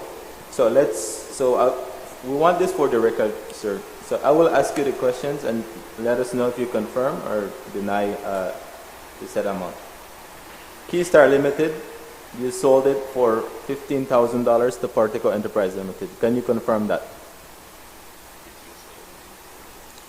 Keystar Limited sold. I did not sell anything. As So a just- director. Sir, yes. So Let can me you rephrase the clarify? question then. Please clarify. Keystar Limited sold, of which you are a director of, sold 50.1 acres of land for $15,000 to Portico Enterprise Limited. Correct. And this was purchased for $33,198 from the government of Belize.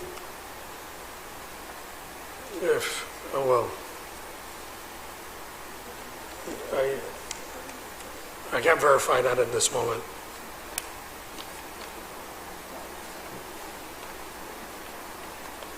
Let me just refer you to the file. If it's in here, then yes, I verify it. Sorry? Yes, I see it. Okay, That's so correct. let's go over this again. So Keystar Limited, of which you are a director of, bought 50.1 acres of land from the government of Belize for $33,193, and you sold it. I'd like to clarify. Yes. The company you're a director of sold it for $15,000 to Portico Enterprise Limited. Yes. Fire Sky Limited, of which you are a director of, purchased 50.4 acres of land from the Belizean people, the government of Belize, for $5,300. That said company, of which you are a director of, sold it for $15,000 to Portico Enterprise Limited. Yes. Vision Project Limited, of which you are director of, bought 50 acres of land for $5,300 and sold it for $15,000 to Portico Enterprise Limited. Yes. Alkaline Limited, of which you are director of, bought 50.1 acres of land for $5,300 and sold it to Portico Enterprise Limited for $15,000. Yes.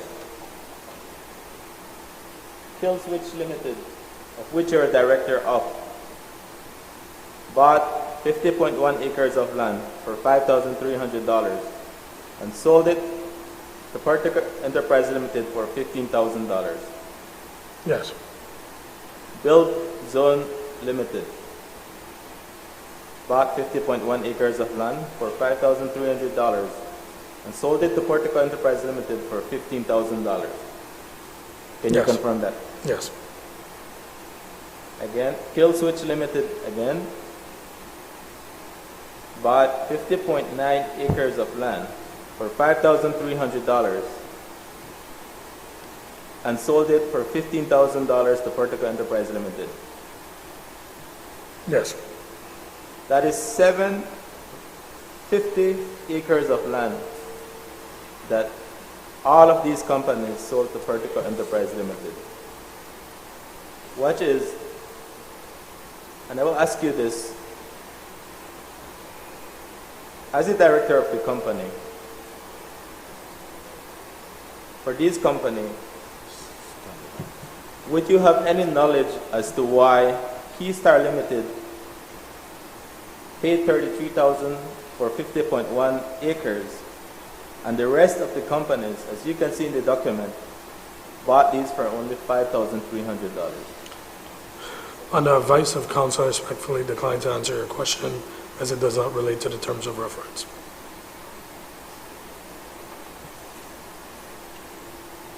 I will pause for now, Chair. Senator Bennett Moody. Mr. Hujunani, could you identify for us your present residing address?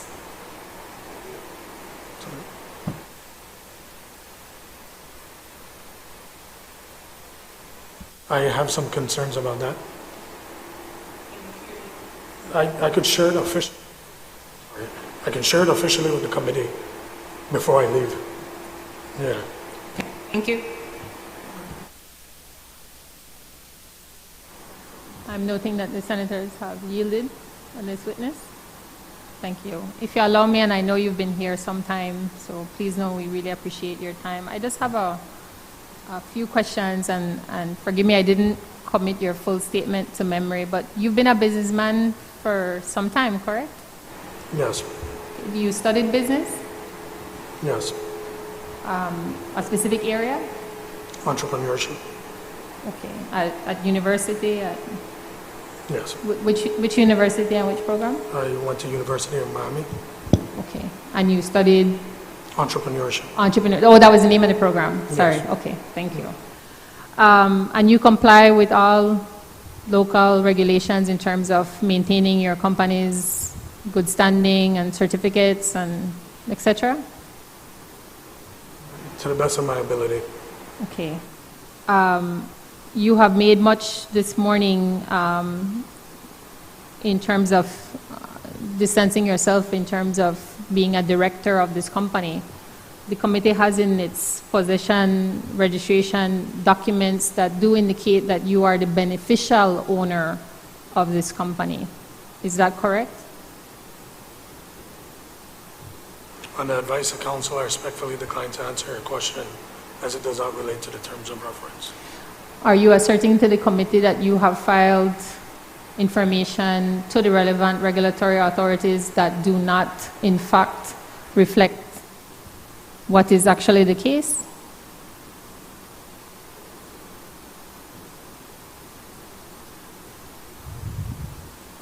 So on the advice of counsel, I respectfully decline to answer. You are declining to answer whether your company is meeting compliance and providing accurate information under the law? Yeah, on the advice of counsel, I respectfully decline to answer your question as it doesn't relate to the terms of reference. Okay, I will read into the record two documents that have been provided by the registry that do indicate that you did hold beneficial owner interest of 100% in Alkaline Limited and Bill Zone as two sample of the companies that we're discussing today, and that transfer of that ownership did not happen until 2023 in August.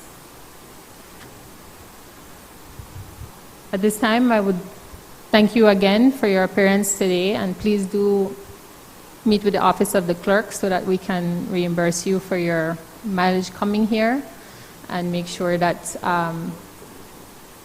your information as well has a direct line of contact. I know that you have chosen to interface with the committee via your attorney, but just for utmost clarity, we'll provide a list to you with the information that you've committed to sharing with the committee, so that as soon as you and your attorney have been able to compile that information, that you can forward. And at this time, I'd also inform that we will likely summon you in the future in an effort for us to gather the information that we require for our work. Thank you. Thank you, Chair. Thank you very much. The public hearing stands adjourned, and we will resume at 2:30 this afternoon. Suspend, sorry, not adjourn, suspend. Thank you very much.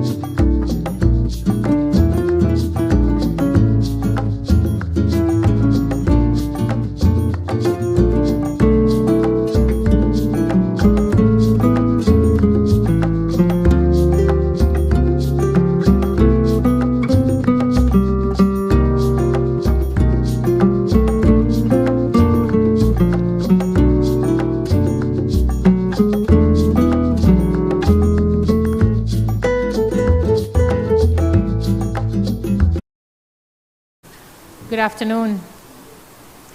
The public hearing of the Senate Select Committee resumes. Clerk, can you please swear in the next witness?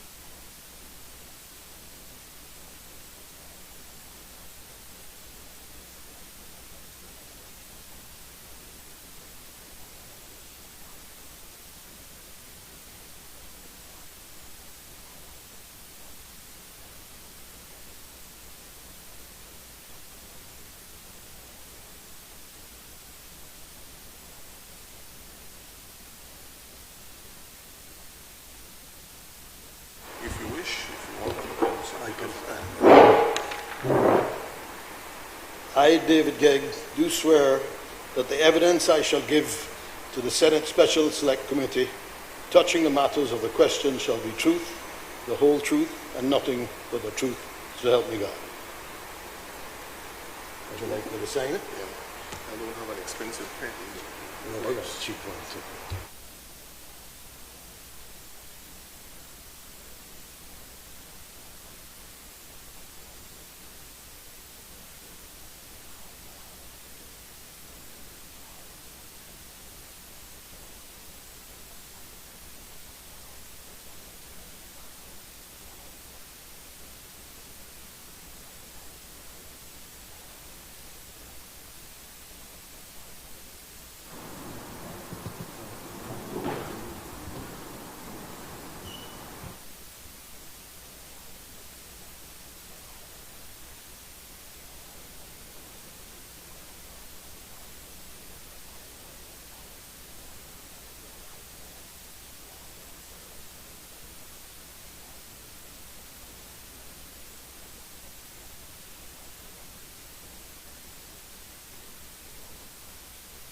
Good afternoon, gentlemen. Good afternoon, Mr. Gegg. First and foremost, on behalf of all the committee members, we want to thank you for being here today. As you are aware, the members of the Select Committee are keen on doing its work expeditiously and with urgency to make sure that we can fulfill our mandate to the Senate as a whole. And we do think that you are one of those persons who can provide information in the committing of our work. I understand that you were in court this morning, so you may not have had an opportunity to listen in to the proceedings, or is that you? Oh, you were in court. Okay, sorry. Were you tuning in, as they say, to a little bit? Did you hear my opening statement in regard? Okay. So I just want to make sure that that is conveyed to you appropriately. I have informed this morning's witness, and I do so now with you, bless you, that the committee is very grateful to all those witnesses who voluntarily come to the Senate to appear before the committee to provide information in response to the senator's questions. We're very appreciative. We know it's time consuming. We also want to remind you that should it be of interest to you, that we are prepared to reimburse you for your mileage in getting here.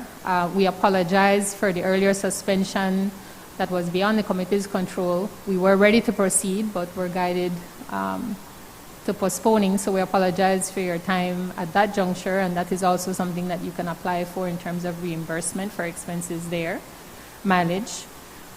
We also found it necessary to share this morning to the public that in fulfilling our mandate, we are moved to reiterate that this Senate Select Committee will not shy away from using any of the powers under its purview to ensure that we do get access to the information.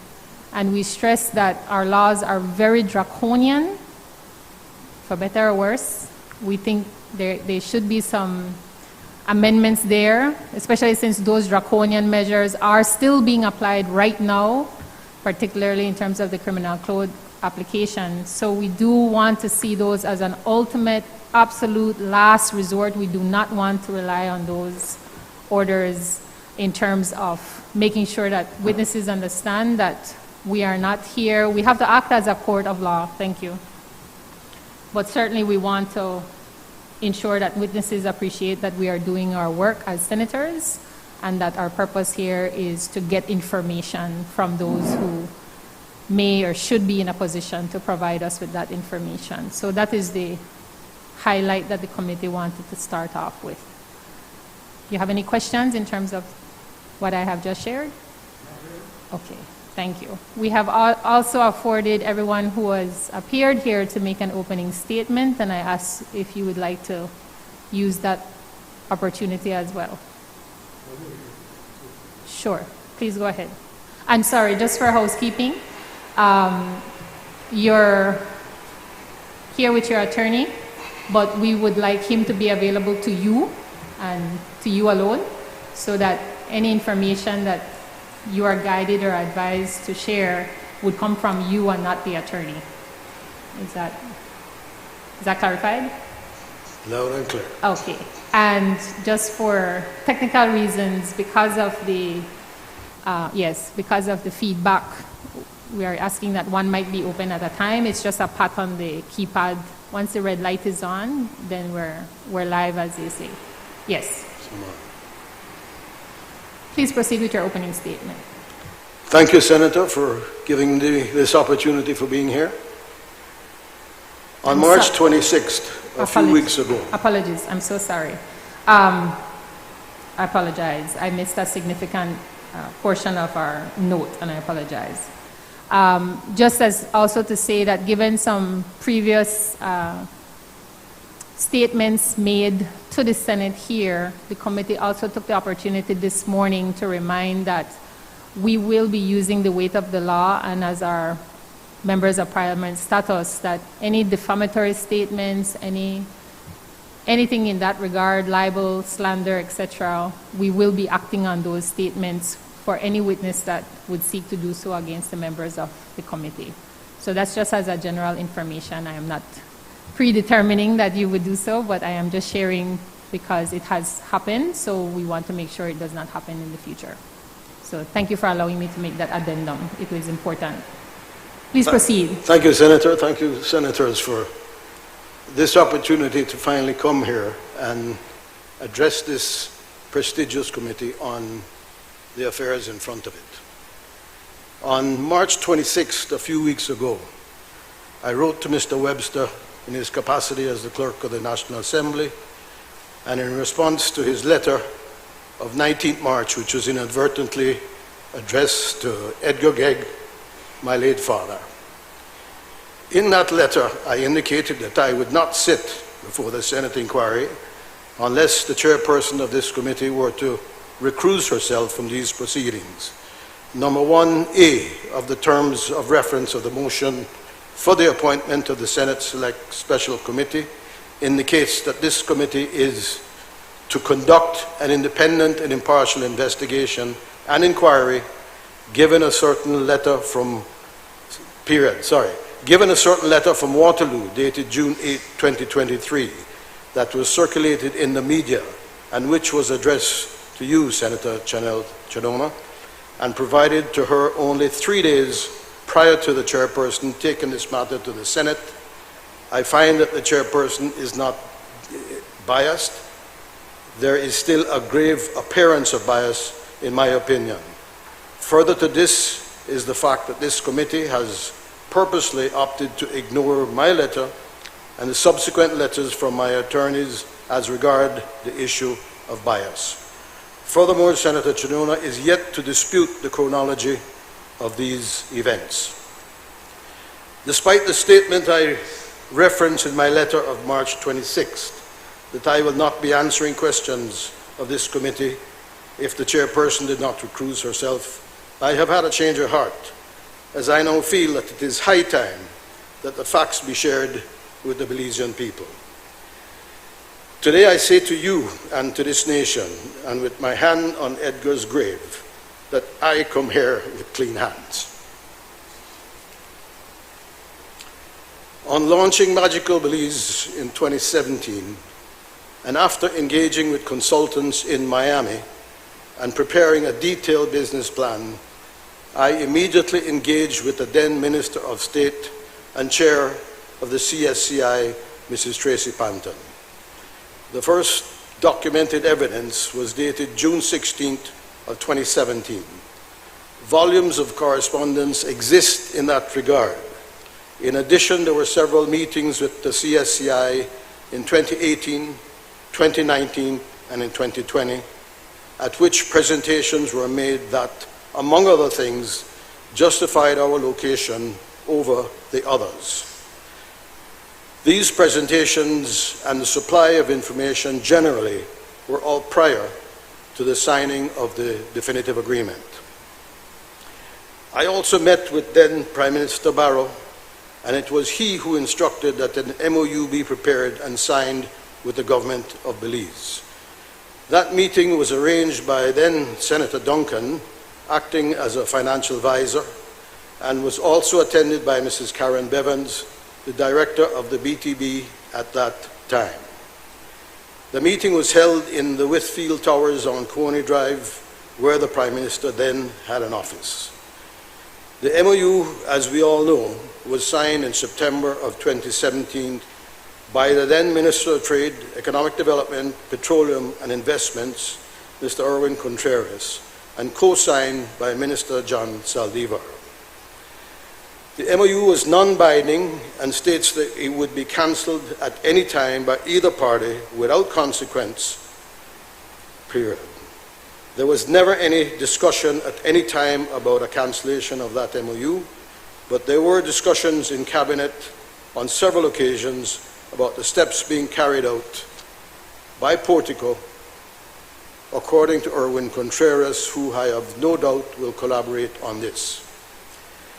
In April of 2017, I attended the Sea Trade Cruise Convention in Miami, where meetings were arranged with all cruise lines. I was on a first-name basis then, as now, with most of the cruise line executives, and I believe today that my long-standing relationship with the industry was pivotal in securing the endorsement for the Magical Belize project. Senator Duncan actually accompanied me on that Miami meeting and participated in the port-related meetings. I also engaged while there with the Florida Caribbean Cruise Association, where I had been a member since 1998. There was clear support from the industry, and that was my motivation to keep moving forward. It is my understanding also that Senator Duncan, on returning to Belize, briefed PM Barrow about the warmth with which we had been received in Miami.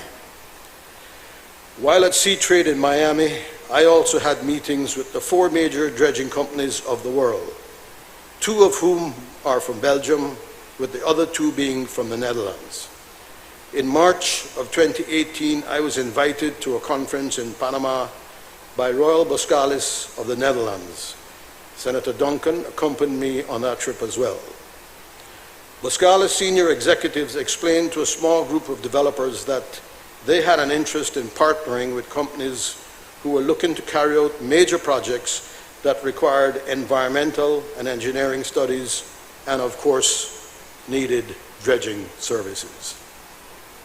It seemed like a perfect fit, and in May of 2019, I signed a project development agreement between Portico and Boskalis. By then, we had retained the services of Dr. Abel Carrias to launch our environmental and social impact assessment, the terms of reference having been approved by the Department of the Environment. Boscalis also had consultants in various fields join Dr. Carrias and his team, and us ultimately put together 1,200 pages of environmental and engineering documentation. This work was assisted by the presence of a research vessel sent here by Boscalis in September of 2019, and with the use of specialized equipment imported for the purpose of carrying out geotechnical studies. I am confident that a review of our ESIA would prove that it surpasses in depth and quality any other comparable document ever prepared in this country. It also highlights the long and prestigious list of international consultants who worked along with Dr. Carrias in carrying out those studies. In keeping with our agreement, Boscalis Portico, and knowing that we had to produce assurances that we would be capable of financing the project, Mr. Peter Klipp, the Director of Business Unit of the Americas of Boscalis, wrote to the chair of the CSCI on May 15, 2019, under the subject of Cooperation Portico Boscalis, and this is what he had to say.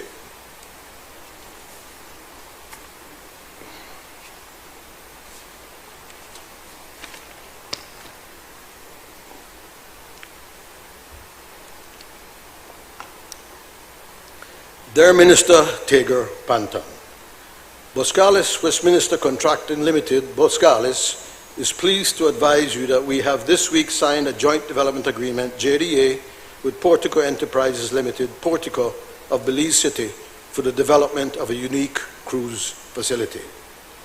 In March of 2018, Mr. David Gegg of Portico and Mr. Stephen Duncan of Heritage Bank Limited, at our invitation, attended a presentation in Panama sponsored by Boscalis. On that occasion, we shared our vision in development in the region with a group of some 20 entrepreneurs. We offered to provide developers with the benefit of our 110 years of engineering experience with design options and support the development in an integrated approach covering all non-technical expertise, including financing, and of course with dredging and marine construction expertise. Boscalis has long looked to the cruise market and is convinced that a technical concept offered by Portico is exactly what the market is aiming for, a non-tendering handling service at a beautiful location. In recent months, we have carried out bathymetry in the project area, soil sampling and analysis, and through Portico, an environmental and social impact assessment is presently being carried out by a team of consultants headed by Dr. Abel Carrias of Sustainable Development Consulting Services. Completion of these studies is scheduled for September of 2019. The ESIA comes after the terms of reference for the project was prepared and approved by your Department of the Environment. Our team has worked closely with Mr. Gegg and his team during this time, and based on what we have determined so far, we have decided to sign a joint development agreement so that we can progress the project work to the next level. A steering committee made up of Mr. Gegg of Portico and Mr. Peter Klipp of Boscalis has been established, and it is anticipated that they will move the project through its next phases in order to achieve financial closure. We thank your ministry and especially the government of Belize for the support provided to Portico thus far, and we are pleased to now be partnering with them. We look forward to ongoing support as we undertake this USD $150 million project that will clearly be so beneficial to the country and people of Belize. Yours truly, Boscalis International, Peter Klipp, Director, Business Unit, the Americas, and it's copied to Honorable Erwin Contreras, Minister of Economic Development, Petroleum Investment, Trade and Commerce.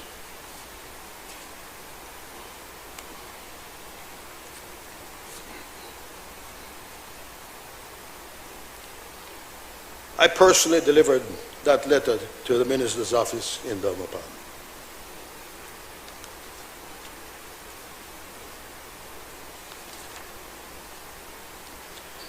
With our environmental studies in high gear, and with the necessary steps being taken to ultimately secure the rights to develop Magical Belize, a team of senior executives from Boscalis agreed to visit the country as a meeting had been arranged with then Prime Minister Barrow. That meeting took place on December 12th, 2019 at the Lang building near to the municipal airport as requested by the PM. At that meeting, also attended by Senator Duncan, letters, plural, were delivered to PM Barrow by a senior Boscalis representative. The primary letter was titled Cruise Terminal Magical Belize Equity Commitment Letter Proposal and was dated 3rd December 2019. That letter indicated that Boscalis was prepared to cover the full equity position of the financial requirements of the project. A second letter was also provided to Prime Minister Barrow, which featured a list of European bankers providing references for Boscalis. Boscalis at that time had significant cash and unused credits.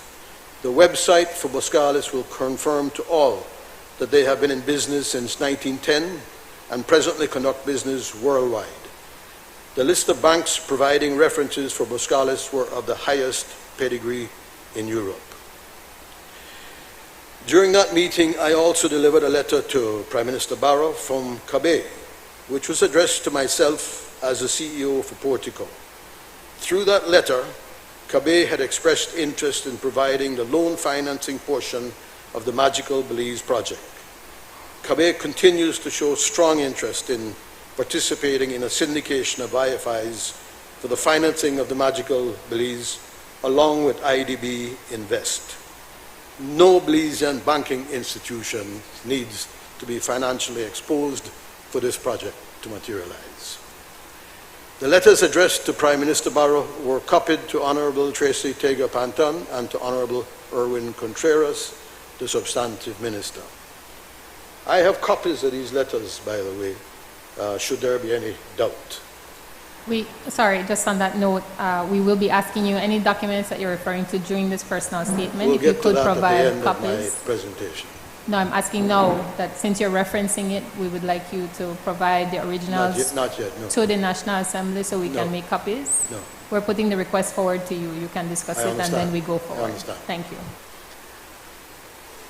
The letters addressed to Prime Minister Barrow were copied to Honorable Tracy Tega Panton and to Honorable Erwin Contreras, the substantive minister. Having provided all the necessary documents to all the relevant parties, and with our environmental studies nearing completion, and having no reason to believe that they would not pass muster, we retained the services of the firm of Morales Perifit LLP as a definitive agreement was now needed. That firm was recommended to me as a firm that had experience with the drafting and negotiating of agreements with the government. I, at that time, instructed Mr. David Morales to draft the definitive agreement in conjunction with the attorneys from Boscalis in the Netherlands.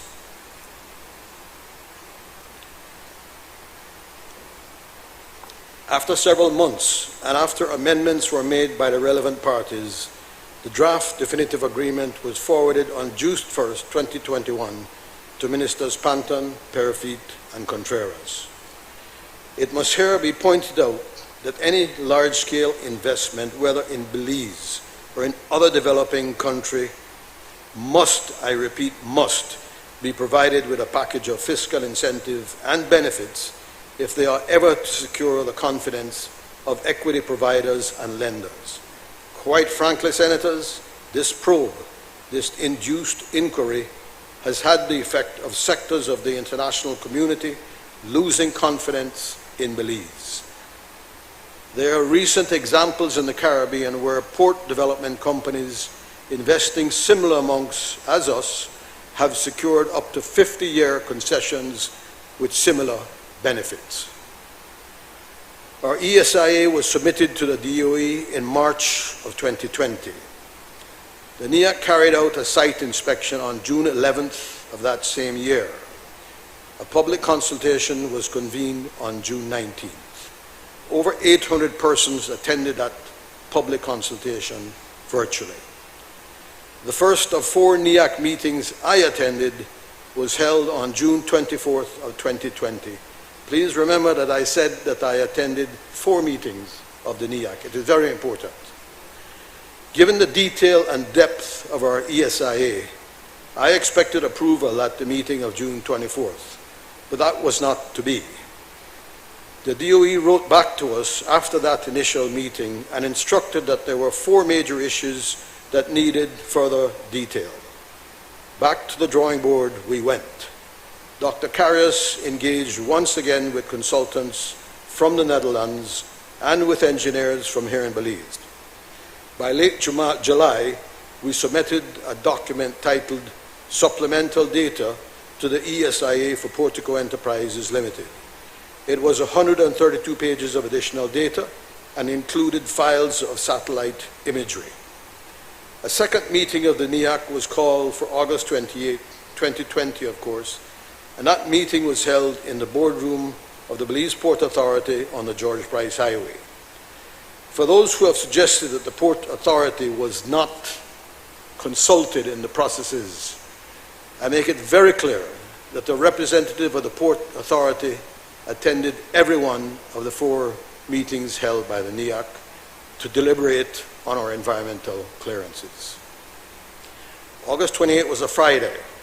I was asked to be available along with Dr. Carius and the consultants from the Netherlands to address any questions that may arise at the meeting. With Holland being 8 hours ahead of Belize, the guys from Boscalis were already into their weekend. The meeting started at about 9:30, and about 11 a.m., I was advised by persons attending the NEAC meeting that the consultants from the Netherlands would not be called and that the project had been approved. I was elated and quickly advised my colleagues at Boscalis, telling them to have a great weekend. The NEAC meeting of August 28 had approved our environmental compliance. I could not believe it. I was over the moon. Please keep in mind that our draft definitive agreement had already been in circulation since June 1st to Ministers Panton and Perifit, as well as to Minister Contreras. My elation was short-lived a few days later when there was a suggestion that there may not have been a quorum at the meeting of August 28th. However, in that same meeting of the NEAC of August 28th, they had also approved the EIA for the building of the Sartaneja Road, and an environmental compliance plan was quickly prepared and signed. The local media had reported that partial funding for that project would come in the form of a $100 million deposit that was to be made to a private New York account. In early September of 2020, and wanting to ensure that the government representatives understood the financial commitment which Boscalis had provided, freshly dated letters to PM Barrow with copies to Tracy Panton and Erwin Contreras were delivered to the offices of those persons at their Belmopan locations. I personally delivered those letters. The letters, 2 different letters, once again contained the equity commitment by Boscalis and the references from their European bankers. Those letters were dated September 2nd, 2020, and I delivered them on or about September 4th in Belmopan. Having not heard from NEAC as regard the approval, nor from Minister Panton or anyone else in the progress of the definitive agreement, I reached out to Minister Contreras for some guidance on how to proceed. He indicated that he needed to review the situation before he could commit to the DA, as he foresaw the environmental clearance being an issue. I immediately pointed out to him that the definitive agreement for Harvest Key had been signed prior to their receiving environmental clearance. Minister Contreras said that he would seek advice and get back to me.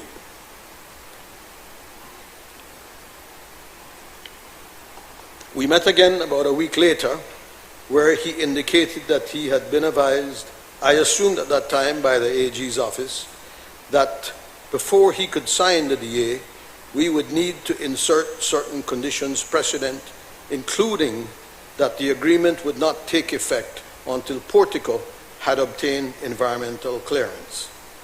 I consulted with Mr. Morales, who advised that this was doable, and he proceeded to amend the agreement.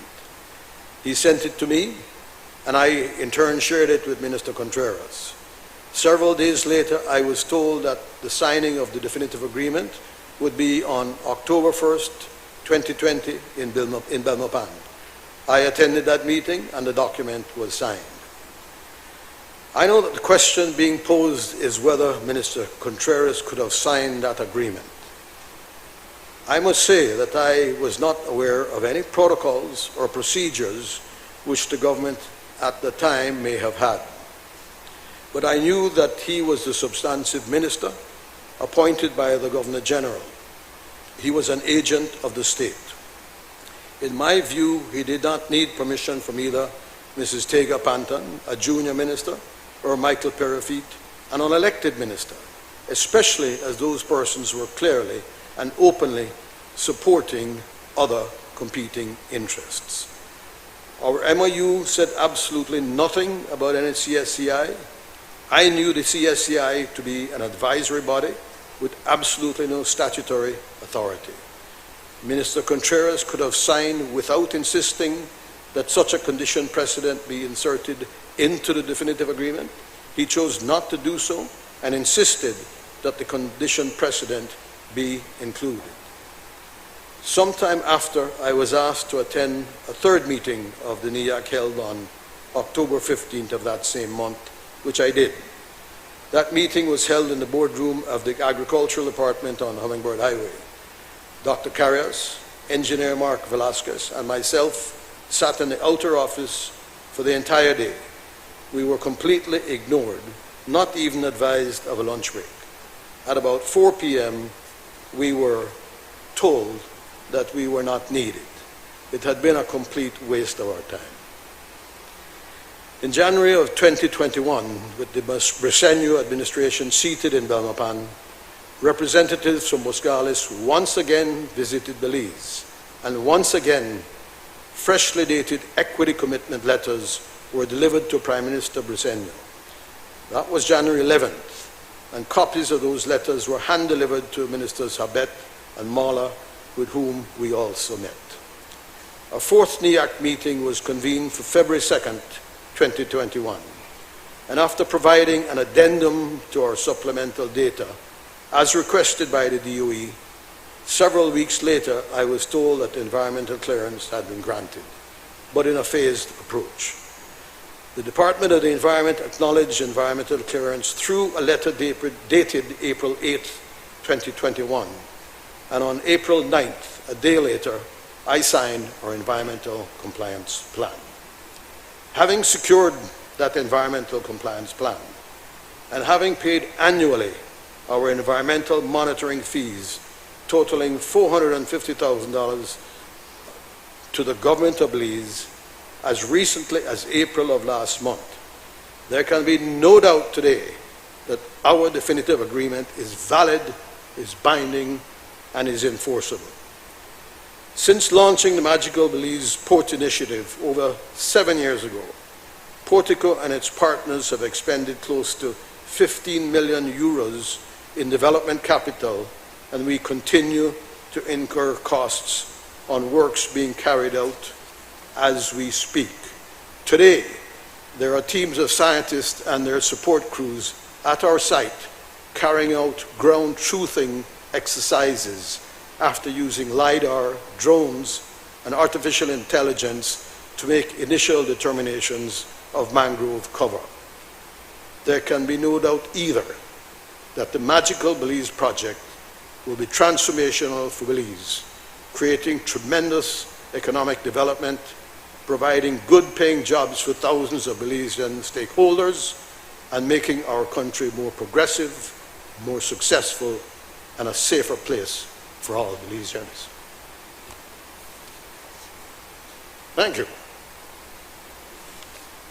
Thank you. Can you take off your microphone? Sure. Thank you. Do you need a break? You've been, okay.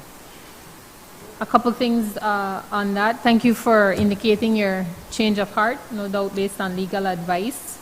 But I will state for absolute clarity as to what I started out saying, that any further reference of bias, apparent or otherwise, from today moving forward against individual or the committee as a whole will be handled by our legal representatives. Secondly, we restate formally the request for any documents that you have read into the record be given over to the clerk so he can make copies and we can include them in the file. And third, sorry. Can I just say something here? One second. Sure. And third, just to note, we thank you for your opening statement to us, and that we trust that we will be able to unpack that, if you will, as we move forward with the questioning in as much detail as we find necessary. Thank you. Yes, you wanted to say something? Yes, with regard to the documents, these documents were not copied to me, they're not signed by me, they're not addressed to me. As you heard, they're addressed to Prime Minister of this country, Tracy Tager. The documents were lodged in the offices where those persons resided at the time. I would like to suggest that you go to those offices and make every effort to find those documents there. And if you don't, then come back to me and I will consider sharing them with you. I hear your suggestion, Mr. Gegg, but you have just read them into the public domain. This is broadcast live.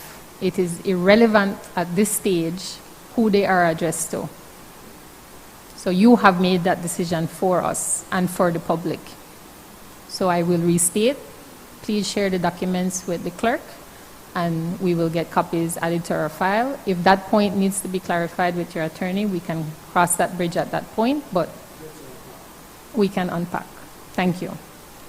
Senators, are we ready to assume the questions? Senator Herrera, Antonio. Yes, good afternoon, Mr. Gegg. Thank you for making yourself available today. Clerk, can you share the memorandum of understanding to Mr. Gegg? A copy, please. Thank you, Senator.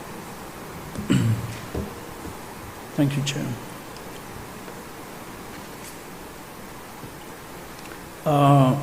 Mr. Gegg, you have been shared a copy of the MOU, Portico Enterprises Limited. There's only one thing that we want to share, or just make sure that it's you. You can take the last page of the MOU and please confirm that that is your signature, Mr. David Gegg. Yes, that is my signature. Thank you, sir. Thank you very much for clarifying that point. Your mic is on. Yes, my first question would be, is Portico a legally registered company in Belize? Yes, it is. Can you furnish us with the date it was registered? When it was registered? I can. I don't recall it, but I can furnish that. Okay, thank you. Well, we have that pending.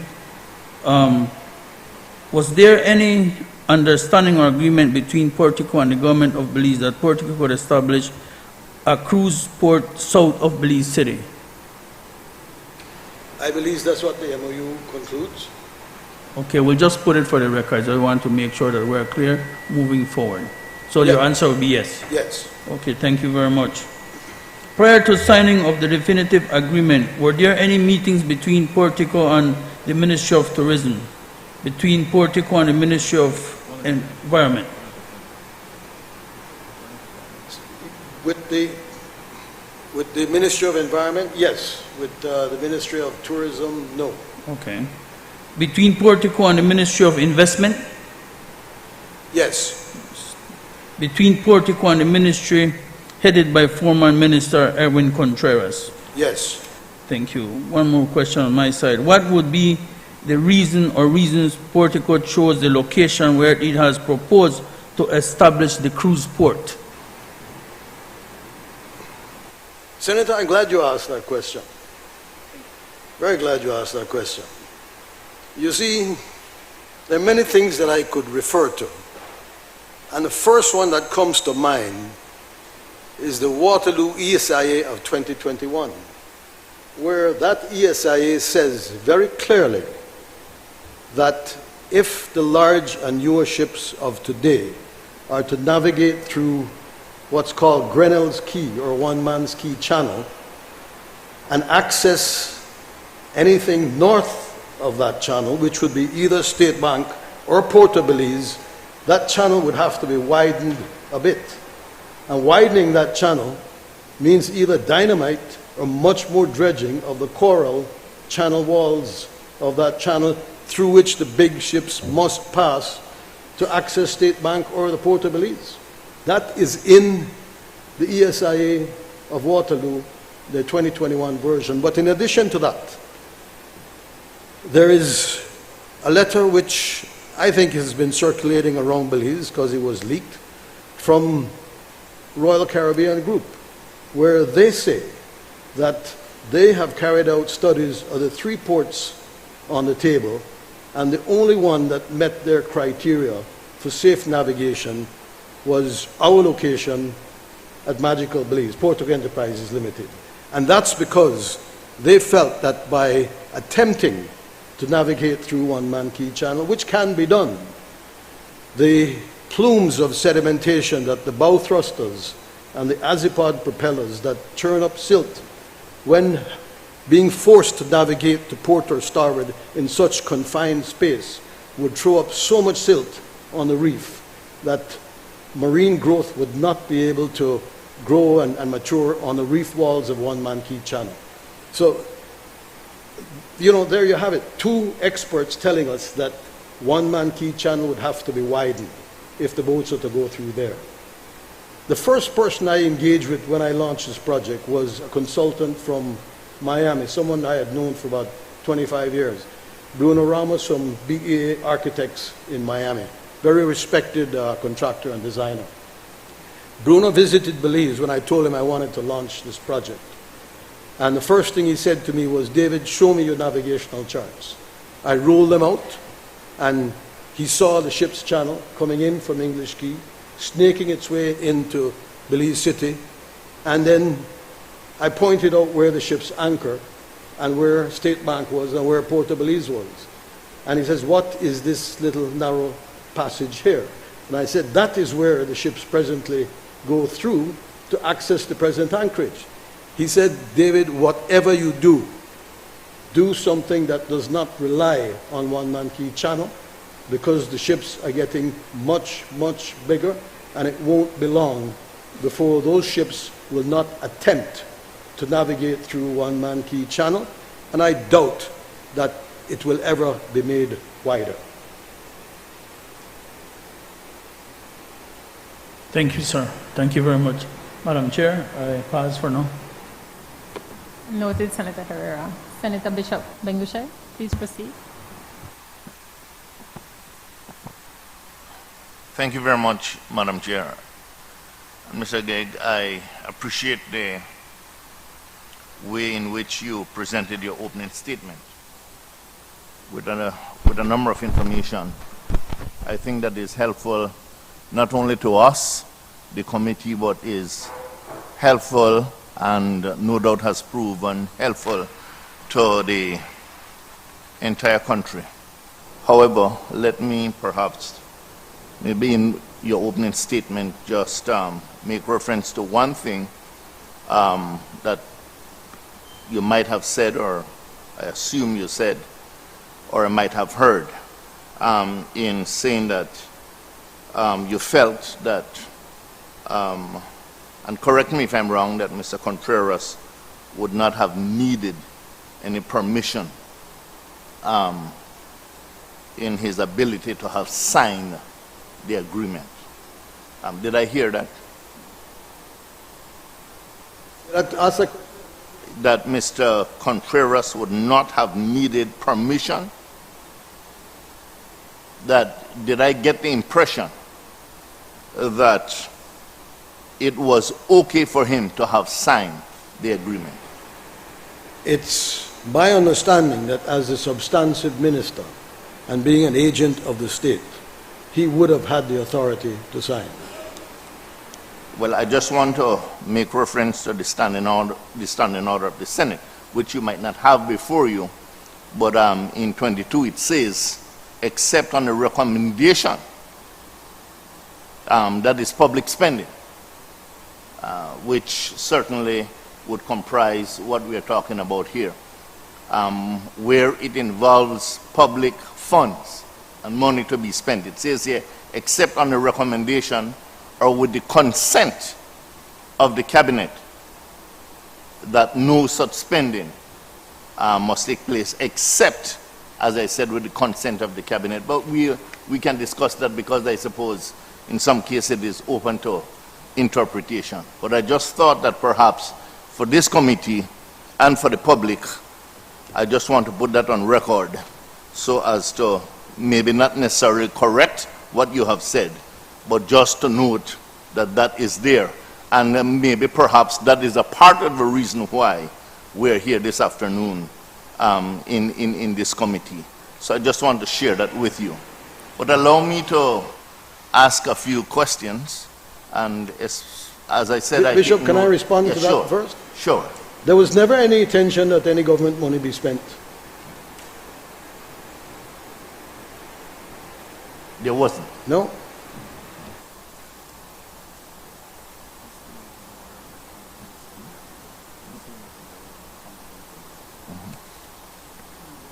The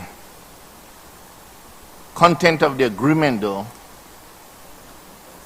I suppose would say otherwise insofar as the amount of investment is concerned. But as I said, it is left for clarification, and what I might think might be different from what you think. But it is left for the general public to be able to determine otherwise. Let me just perhaps come to a few questions at this point. And as I said, I'm very appreciative of the opening statement you made, because there are so many things that you pointed out that I think that, as I said before, is quite helpful to this committee and to the general public at large. You will forgive me perhaps if even in the opening statement you made, you might have answered some of these things, but I just want to go over some questions, as I said, with you at this point in time. Was there any preliminary studies done on the suitability of the site chosen? And if so, what time period was used?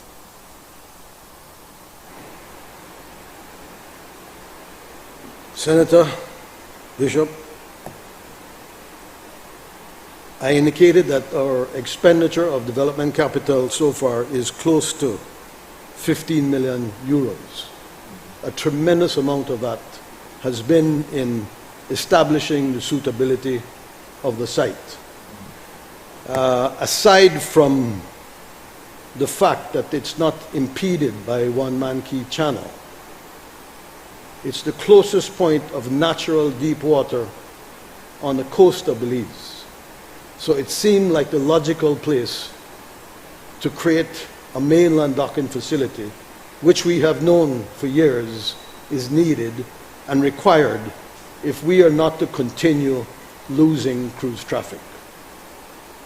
Some of the studies carried out, such as bathymetry and geotechnical studies, determined that the location was not just suitable, but had the ingredients that we felt made it a good location.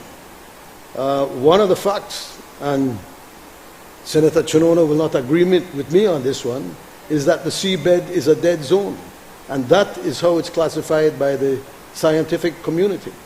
Because of the turbidity running out of the Saboon River, the lack of clarity in the sea offshore, there's no marine life on the floor, there's no seaweed. There are no manatees in our area, despite what others have alluded to in such a loud fashion. The seabed, considered by the scientific community, is a dead zone. So by creating the peninsula at that location, as we have planned, it has done several positive things. It has reduced the amount of dredge material that is necessary to be extracted, which means that instead of pumping 7.5 million cubic materials on shore somewhere, we're pumping half of it into a peninsula. And let me make it clear, we're not pumping it into the sea. We're pumping it into contained walls that will first be made to make sure that when that material is pumped, it does not spill over out and into the sea. Our plan, our methodology is very, very different to anything else you have seen. And it's because we know the importance of respecting the environment today. And we know that we could never get away with doing anything untoward or improper. You know, one of the things I've learned in recent years is just how much the cruise industry has changed in their position as responsible stewards of the environment. You know, last year we saw bombs over Belmopan, and a lot of it was bombs over the cruise lines and bombs over Boscales and bombs over Bella Vista. And 20, 30 years ago, the cruise lines did make a lot of mistakes, and they did dump a lot of bilge water into different parts of the ocean. Today, they would never entertain that. Today, they are the strongest champions of environmental issues. And, you know, the fact that they have agreed, have committed to utilizing our area says a lot for the area, it says a lot for them. And the fact that they have said that they would not attempt to navigate through One-Man Key Channel because of the environmental impacts also says a lot for them. Which brings me to my other question, and as I said, even if perhaps you might have answered it in your opening statement, let me just ask again. Did Portico receive environmental clearance for its cruise port terminal? Because I heard you mention something to that effect. Yes, we did, Bishop. We received environmental clearance. We received a letter on April 8th, 2021, after attending my 4th meeting of the NEAC in February 2021. And on April 9th, 2021, I signed an environmental compliance plan with the Department of the Environment of the Government of Belize. Since then, as required by that ECP, we have paid to the government $450,000 in annual environmental monitoring fees. And just one more question. You had indicated that in a number of your meetings that the Port Authority was present in a number of your meetings. In a number of the NEAC meetings. In a number of your NEAC meetings. Yes. Can you perhaps maybe share with me, you indicated that you attended a number of meetings or all those meetings? Is that what I heard you said? I attended 4 meetings convened by the NEAC. There were dozens of other meetings at the Department of the Environment, in the field, with experts and technical people, which I attended as well. It was an ongoing process. I mean, there were meetings of some sort almost every day. When the studies were being carried out, we had a meeting in the evening before the team departed. We had meetings in the morning before they departed. And when they came back in the evening, we would sit at the Biltmore where the team was based and go over the work for the day and meet and plan what we would do the following day. And then in December, I think it was, the entire team, from the Netherlands, from England, we had some of the best environmental consultants participate in this study.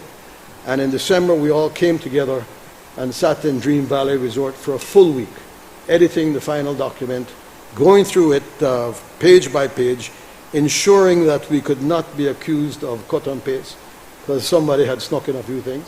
That was eliminated.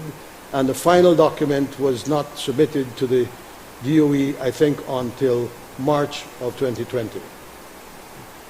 One final question. has Portico acquired any lands for its cruise project? Yes, we have.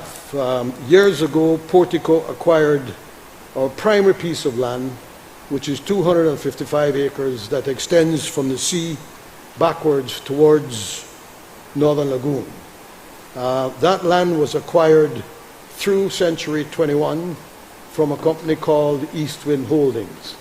It is my understanding that Sir, that what's the property- name of the company again? Pardon? The name of the company? The name of the company that we purchased it from was Eastwind Holdings.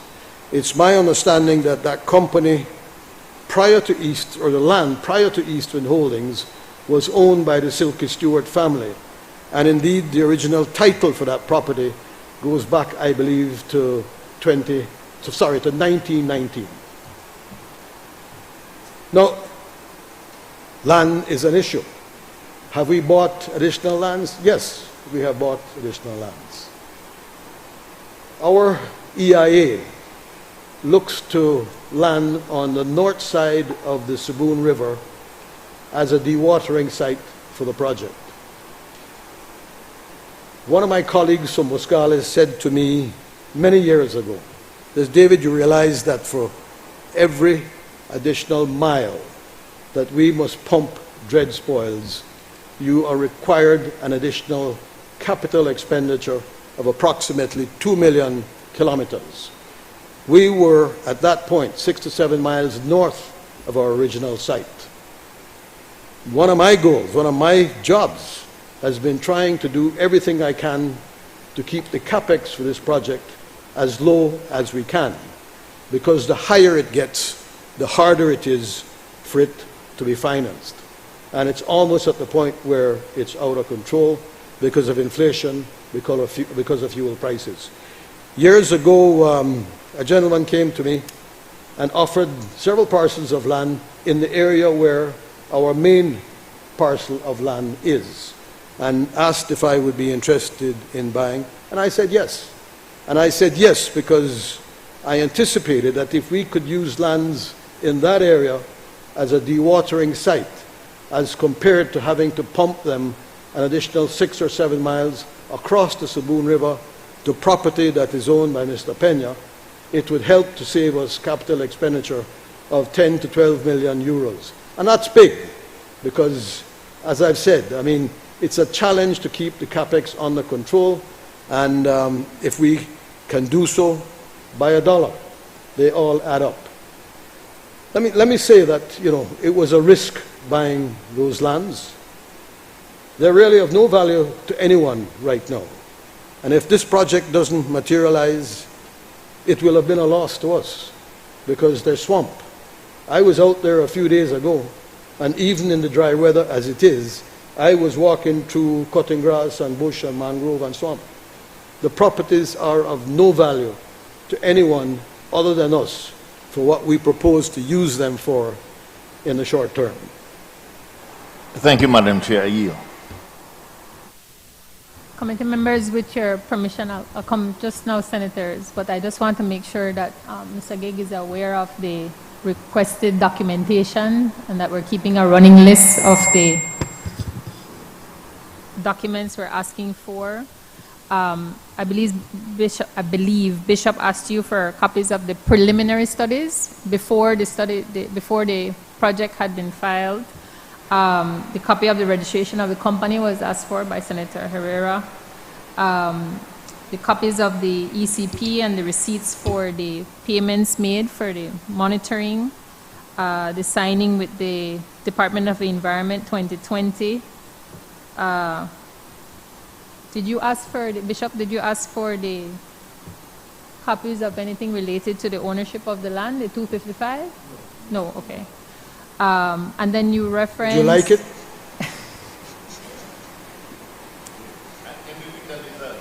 Okay. Anything that you believe will be helpful to the committee would be appreciated. That's correct. Thank you.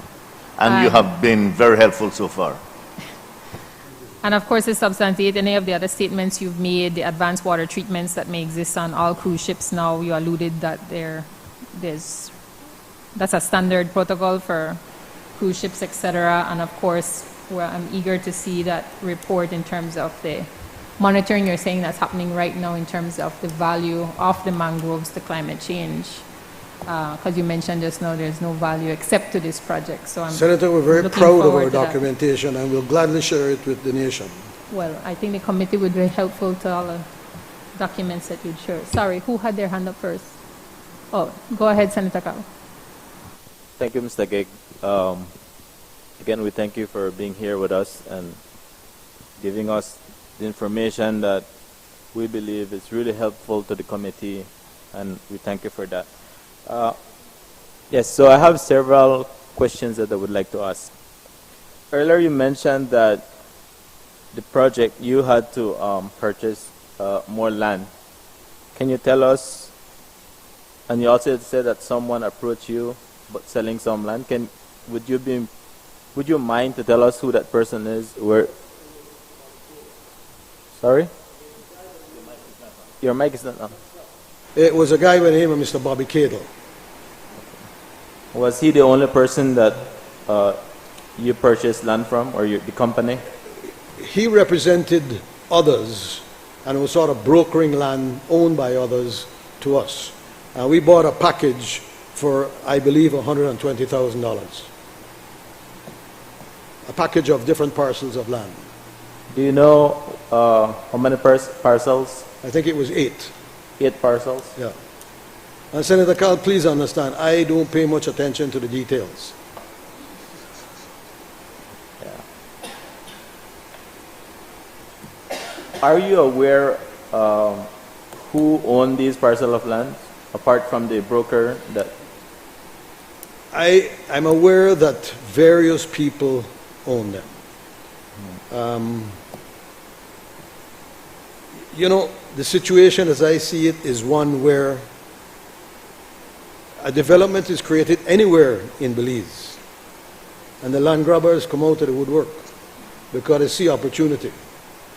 And I think this is what happened, and they came to me and offered land, and I said yes, I would buy. And if there's anybody else out there who has land that could be useful in this project and help us to keep our capex down, I will buy those lands as well. We need to be able to keep our capital expenditure down. We have to ensure that we avoid pumping 7 miles across the Sibroon River onto land on the north side of the Sibroon River, because it represents a huge dredging cost to us. Just for the record, again, I just need trying to get some notes. So you purchased 8 parcels of land for a package of 120,000? It was 120,000, yes. And those are 8 parcels. Do you know what's the total acreage of those 8 parcels? I think each parcel was around 50 acres, if I'm not mistaken.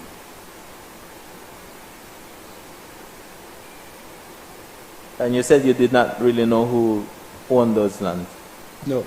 No. It was just through the broker. And you also said that you were not the ones who went to look for the land, but people came to you. People came to me and offered them. Okay.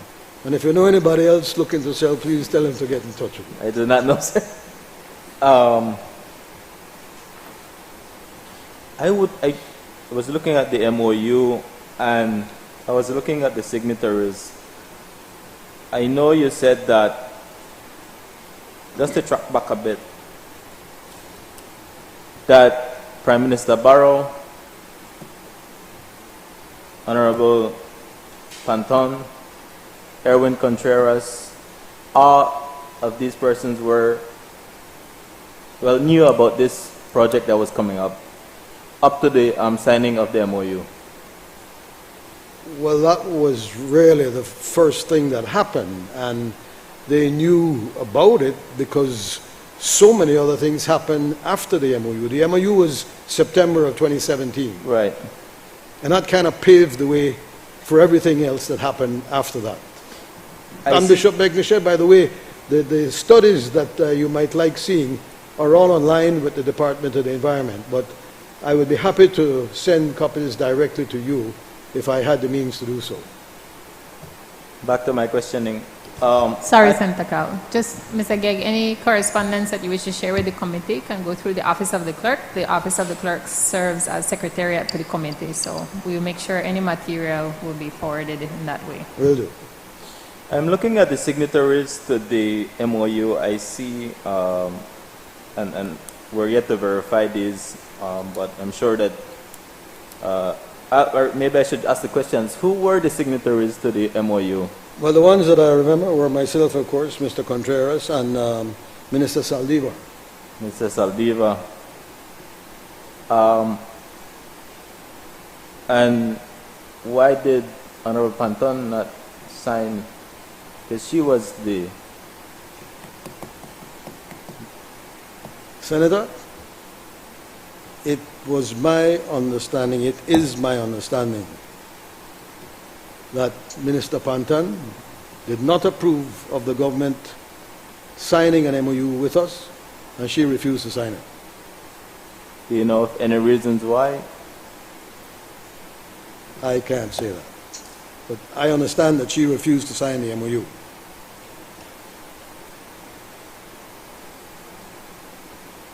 So she was knowledgeable of this project? She was knowledgeable of the project? Absolutely. We had meetings with the CSCI before that MOU was signed. I checked certain emails last night, and our correspondence and communications with the CSCI goes back to June 15th of 2017, months before the MOU was signed. And there was quite a bit of correspondence at that time, in those months leading up to the signing of the MOU. Would former AG Perifit also aware of these correspondence? And of course the MOU? The former AG was in a couple of the CSCI meetings. I don't remember the specific dates when he was there, but those could be verified. All right. I would like, Clerk, if you can have a copy of the definitive agreement for Mr. Gegg. Do you have a copy of the definitive agreement, Mr. Gegg? You have it? Yeah.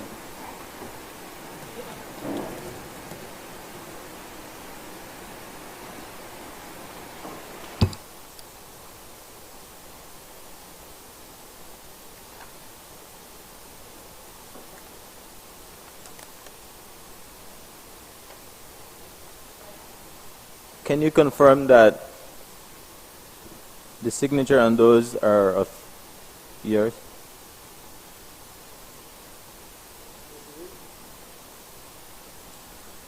Who would have drafted the definitive agreement? Would have gotten it? No, drafted. Morales Perifit Law Firm. And it was done, I must admit, in conjunction with lawyers for Boscalis in the Netherlands. But And the was- primary drafting agency was Morales Perifit. And was the AG ministry ever consulted or involved in the drafting of the I heard it definitive said agreement? that he was, but I don't have first-hand experience of that. Sorry? I heard it said that he was, but I don't have first-hand knowledge of that.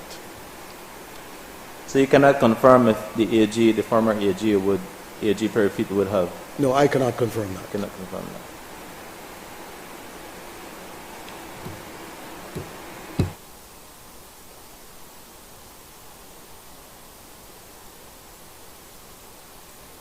You were mentioning a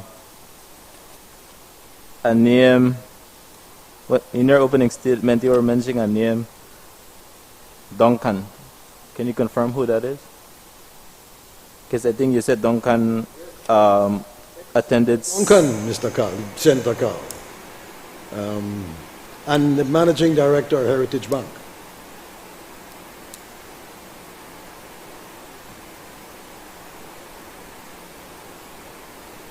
Apart from Mr. Contreras, is there any other minister that you were in communication with when it comes to the definitive agreement? When it comes to the definitive agreement, no. I mean, I had meetings with the minister responsible for the environment. I didn't have official meetings with the minister of tourism, but I met him on several of the conferences that I also attended, where he had been participating, and we talked about the project. But really, talking with him was more casual and never of a technical and support nature. As you are aware, Mr. Gig, we had an election in November of 2020, and this definitive agreement was signed just before that. Was there any concerns or was there any reason to rush to sign the definitive agreement or anything of that nature? I don't think you can say it was rushed, because we started this process in 2017. So we're looking at 3 years leading up to that time. Right. I felt we had done everything from an environmental perspective to get clearance. And actually, I was told on August 28th that we had gotten clearance. But it didn't happen. If I was trying to push things ahead, in all honesty, it was because I knew that government would change, and that with that change would come a further delay in having all the documentation concluded. I had no difficulty with the change. I knew it was coming. I was in a much better position to see it coming. But I just did not want to waste another 6 months while new CEOs were put in place, while new processes, changes, require this, require that. And yes, I wanted to get it done. And it was done? Well, no, it wasn't done. Because without the environmental clearance, the definitive agreement was useless. So it was not done. Talking about the election, was there at any point anyone in the last government seek campaign financing or anything to try to expedite any of the processes when it comes to the definitive agreement? Senator, I said that we had been given environmental clearance on August 28th, correct? Yes.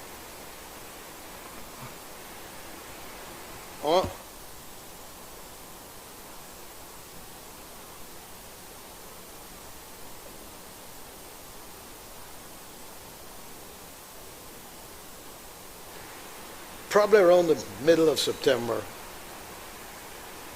I received a message, and I interpreted that message as saying to me that the concluding of our environmental clearance approved at the meeting of August 28th would not happen in the absence of a campaign contribution.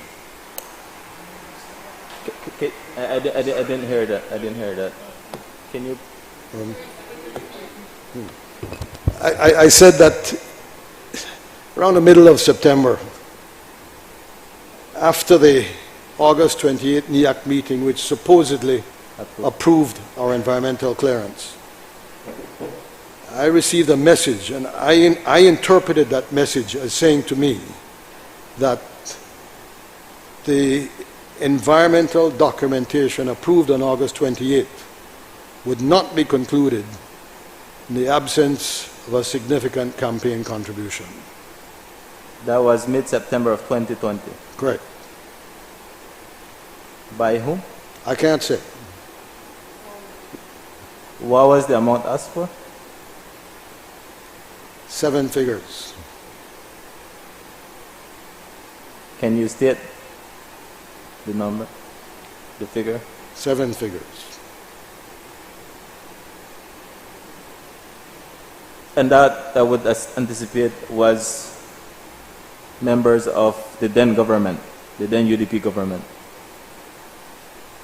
Well, they were the only ones in a position to conclude the ECP. Let me say, also, after that, there was another meeting of the NEAC called on October 15th. My analysis, by then they knew nothing was in the pipeline, and they were hoping for something smaller. And they didn't get that either. And the fact that that administration did not conclude our environmental clearance should put that issue to rest. We did not pay anything to anybody. If you would have paid the 7 figures, do you think you would have gotten environmental clearance before the general election? Well, I understood it to be a quid pro quo. Thank you, Mr. Gegg.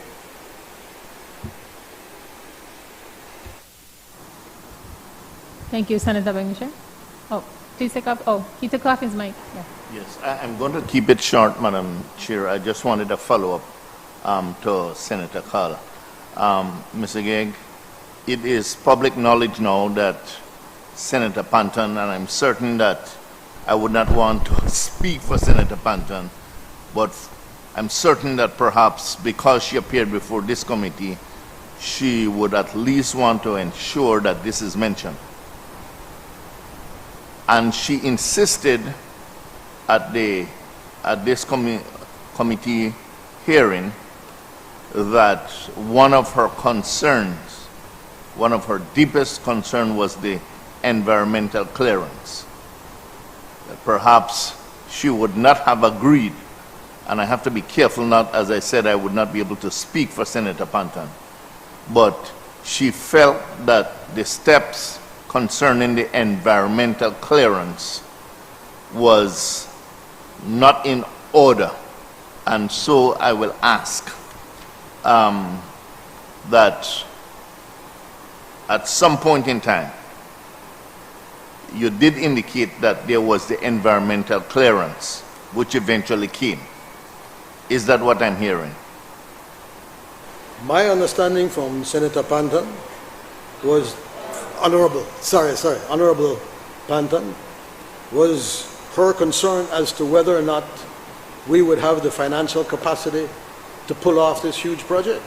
And that is why I got Boscalis to write to her on May 15th to make it clear that they and their financial circumstance was behind this project. I never got any sense that Senator Panton had concerns about, Minister Panton had concerns about environmental issues. I didn't see it that way. And Madam Chair, just one other thing. I know Mr. Kegg mentioned the message that came to him, but you know, both message and messengers comes in different forms. And I just want to state that aspect. And the angels also brought messages. Sorry, Bishop, you've lost me in that metaphor. Is that directed to Mr. Gegg to clarify? I thought I would share that generally. Okay. And sometimes they come with good news and good tidings. Okay. Would you like him to expound on who the angels were? No, I would have liked to, but I think Senator Carr did ask, but perhaps maybe it would help at some point in time, Mr. Gegg, that both the message and the messengers, for the sake of this committee, that some sharing be done insofar as that aspect is concerned, because I think that is a part of the reason why we are here. And while I understand that perhaps you might want to consult, it is important that information of this nature be shared. But I thank you for what you have presented. Thank you, Senator, Bishop. I don't have anything to hide. Senator Antonio Herrera. Yes, Mr. Gegg, good afternoon again. And I like that you said you had nothing to hide, because as Mr. Carl was expounding on a drafted legislation, there was one that this government took to cabinet as well. Who drafted that legislation? Because this government did take a drafted legislation that was attached to cabinet. Who drafted that legislation? I'm talking about this government specifically. Yes.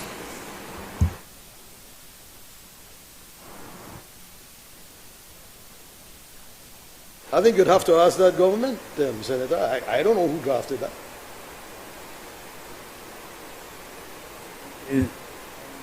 Thank you. Next question.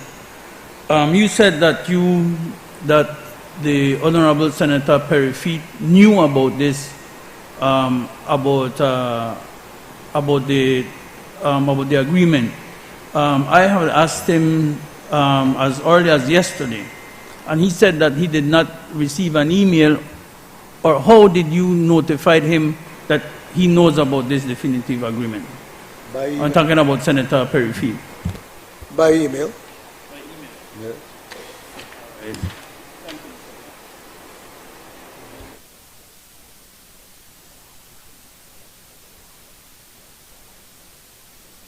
Is that the copy of the email? Oh, okay. Again, we restate the committee's interest in any material that you wish to provide. Senator Bennett Moody. Good afternoon, sir. Thank you for sharing so openly. What you have expounded on has shed a lot of light for us as a committee, personally, for me doing this review or this inquiry. You speak with such authority in terms of the jargons and the terminologies that you use as it relates to this project. Can you share with the Belizean people your credentials as it relates to such project of such magnitude? Senator, I've been in tourism for 52 years, done every imaginable thing, some good, some bad. I think I can say that I actually helped to bring the cruise industry to Belize back in 1997, 1998. I realized that it was something good for tourism in Belize. I had many meetings in Miami with people like Stanley Longsworth and Martha Williams and Mike Williams and others to encourage the cruise industry to come to Belize. Years ago, I was interviewed on the base of the Radisson Dock, if you might recall, Senator. You can call my name in my former professional capacity. And, you know, I've worked closely with the industry ever since. And I guess because of my experience, my ongoing relationship with them, I attend meetings, seminars, conferences 4 or 5 times a year. Just back from Sea Trade in Miami a couple of weeks ago. I not only know what's happening in Belize, I think, but I know what is happening in the broader industry and what their needs are. And I can tell you that this year, Belize is already losing traffic because the majority of ships in the industry today are all much bigger than they were years ago. And they will continue to get bigger, and more of the ships will be bigger ships. And if we can't accommodate them, we will lose this industry completely. We may get 1 or 2 smaller ships, but it will be impossible for us to sustain operations on land just to accommodate the small ships. We need to put the infrastructure in place to accommodate this industry if it's not to sail by us every day. Roatan is popular, Mexico is popular, Costa Maya, Cozumel. We are right in between. We are a perfect location for the industry to grow. They're all imposing restrictions on themselves of better emissions, less emissions, cutting carbon credits, reducing certain emissions to the point where they can no longer operate at speeds in excess of 18 knots, because 18 knots or over means more emissions. So they're imposing these restrictions on themselves. And they don't want to have to run from Cozumel all the way to Roatan, because they're going to have to spend a day at sea, and that doesn't do any good for them. And we are right in between. So, I mean, Belize is a perfect location for a growing, vibrant industry to come here and to create so many benefits as it can. You know, post-COVID, the industry is booming. They all had tremendous issues during COVID because they all had to borrow billions of dollars to stay afloat. And today, Carnival, Royal Caribbean, Norwegian, they're all trying to recover from that huge debt burden that they had to take on during COVID. Were it not for COVID, this port would have been built already, because the cruise lines would have invested. And, you know, let me say that no cruise port can be successful without a supply of business. Demand does not drive a cruise port. It's a supply. And despite the fact that there may be 35 million people cruising this year, you got 4 or 5 guys or groups of guys and girls in Miami who make decisions where their ships will go. If you don't have their support, as we do, you're wasting your time.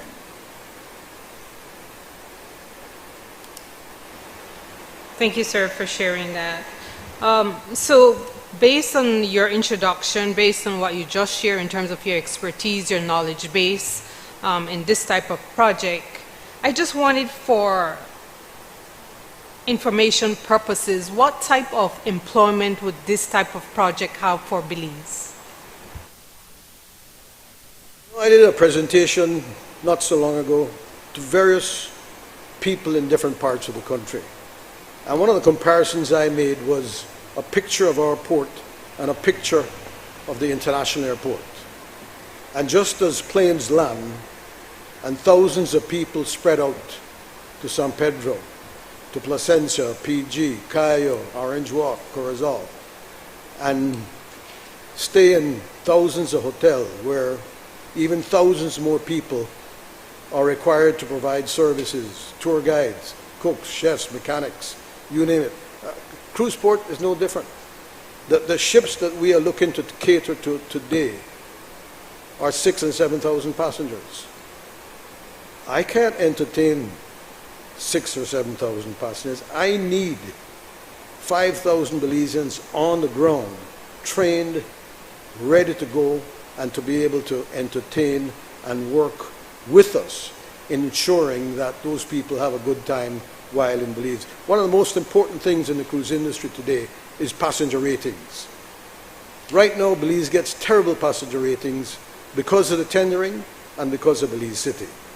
But if we can get this location built, I can assure you that it will create jobs, and I'm talking about in the operation stage, for a minimum of 5,000 people immediately. Drivers, mechanics, tour guides, restaurateurs, food suppliers, farmers. I mean, the business creation is tremendous. I mean, the knock-on effect is huge. Not only that, I mean, if we get ships coming there, they're going to need a container of tomatoes or a container of fish fillets every week to service their guests on board. That's an aspect of the business that we're completely missing, because we can't get containers on board those ships. This project, and I have every confidence that it will materialize, will be truly transformational for Belize. Let me give you another example. We have a commitment from one of the largest international hotel chains in the world. They want to build a 300-room resort at our location, because we'll have beaches, we'll have duty-free shops, we'll have everything that a tourist is looking for. But more importantly, will be a 35-minute drive from the international airport on the John Smith Road to our location. They've looked at Belize. They want to bring in flights. But they said to me, David, we cannot put 300 people in Maya and Tropic planes and shuttle them out to San Pedro and Placencia at an inconvenience, at an additional cost. They get to San Pedro and you put them in golf carts up and down there. It's not going to happen. They are looking for a mainland location where they can put people having landed on their flights, their charter flights, in motor coaches that seat 50, 55 people each, and get them to our location in 35 minutes. And we can do that. We have a letter of intent from one of the largest international hotel chains. They've been after me from 2017. They are more anxious to go than anyone else. But it can't happen without the port happening. So, I mean, aside from the port, which is presently pushing 400 million US, there is a lot of other business that would fall into place immediately were this project to materialize. it will be transformational for Belize. Thank you for sharing that as well. So remind the general public for me, how many ports do we have at present in our country? If you're talking commercial ports as well, we have the Port of Belize. We have Port of Big Creek, which is the commercial port. In terms of cruise ports, Harvest Key, of course, is a port with a docking facility. State Bank is not yet open. I doubt that it ever will be. And you have the tendering operation of 4th Street Tourism Village. And what the cruise lines are trying to get away from is that tendering operation, which is time consuming. It's not the safest of activities. And it's one of the things that people complain about the most when they come on a cruise to Belize. Okay. So if Belizeans were to analyze for themselves all that you have shared, listening to what you perceive would be the benefits for Belizeans and for the country, would there be room for another entity other than Portico in this country? Another room of what? As in another port, tourist port? No. Of such caliber, of such magnitude? No. No. No. The capital expenditure of this port is such that we need every cruise line that comes to Belize in the foreseeable future to come here to justify the capital expenditure that is required. I mean, that capital expenditure has to be amortized through what's called a passenger fee. Some people call it a head tax. Right now it's $7, 4 of which goes to FSTV, 3 goes to the government of Belize. We have actually agreed to increase the fee that goes to the government to $5, to increase lots of other things, including for UB and manatee management programs and all kinds of really good things, including project finance for the Blue Bond program. But I mean, that fee will have to be $20 to $25 if this port can be financed successfully. And to achieve that, we would need pretty much all the cruise lines to come to this facility. And I'm talking in the next 20 years. Okay. Thank you. How much land would this project utilize for it to reach the highest state of what we would probably refer to as state of the art for our country? Well, given the way we're carrying out the development and given the costs that we are facing, we must implement phases. And the first phase would be actually on the peninsula, closest to where the ships would dock. That's logical. That land that's needed for that is probably no more than 20 to 30 acres. But we can't create a peninsula, keep the dredging at a minimum, as is our objective, and not have a peninsula that is 220 acres. So the peninsula that will be created is approximately 220 acres. Will we use all of it initially? No.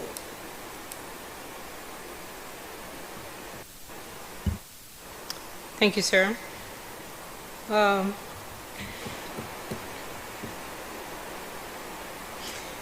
If I was a child in Shunush, and I'm hearing everything about Portico and what it would bring to Belize and what it would mean to Belize, how would you describe that to a child in relation to the geography, where it's located, and how that person or that child would be impacted?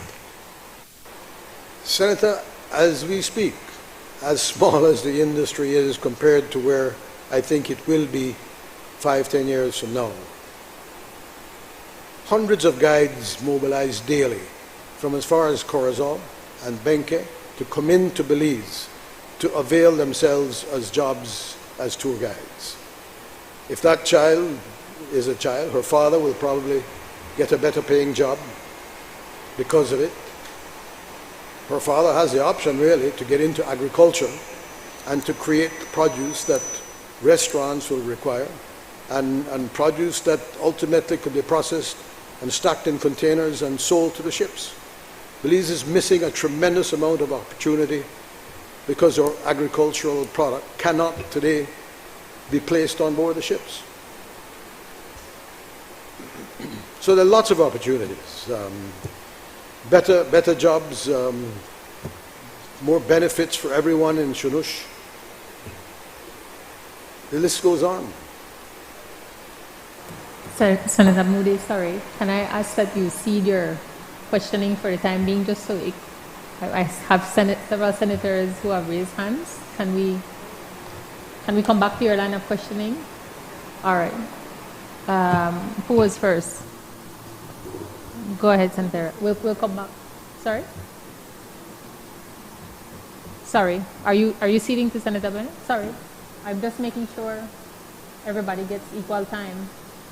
Go ahead, Senator Bennett. He's ceding the time back to you.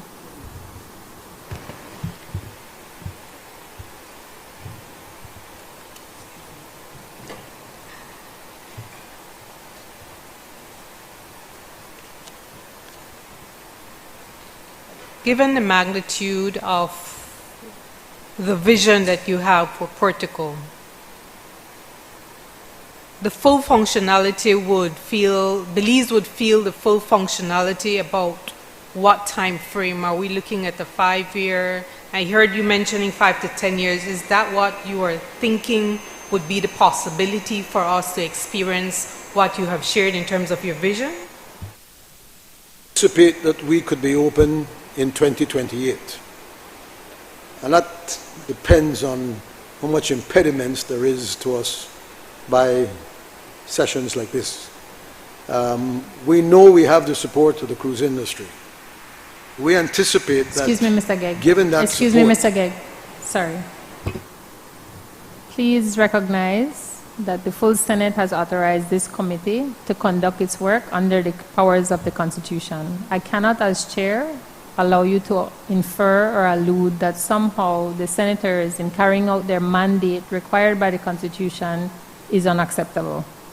You're entitled to your opinion. I'm just putting that out there for your consideration so that you word yourself appropriately moving forward. I didn't say it was unacceptable. I said it was impeding. Yes, and when we have issues of delay, it impedes our work as well. So here we are. I am just saying this work that's being done by the Senate is very important in our carrying out of function of duties required by the Constitution. I'm just putting that out there for your consideration. Thank you. Good. Thank you. Yeah. As I was saying, we anticipate being open possibly in 2028. We know we have commitments from certain cruise lines, and we know that that commitment ensures the tonnage coming to Belize that can justify the capital expenditure. It's all a question now of having Belize gain confidence by the international community, the confidence that it used to have, and that we can access commitments from the cruise lines and from partners like Boscalis, who are required to spend a lot of money and technology in dredging services. The first thing we would do is the dredging and creating the peninsula.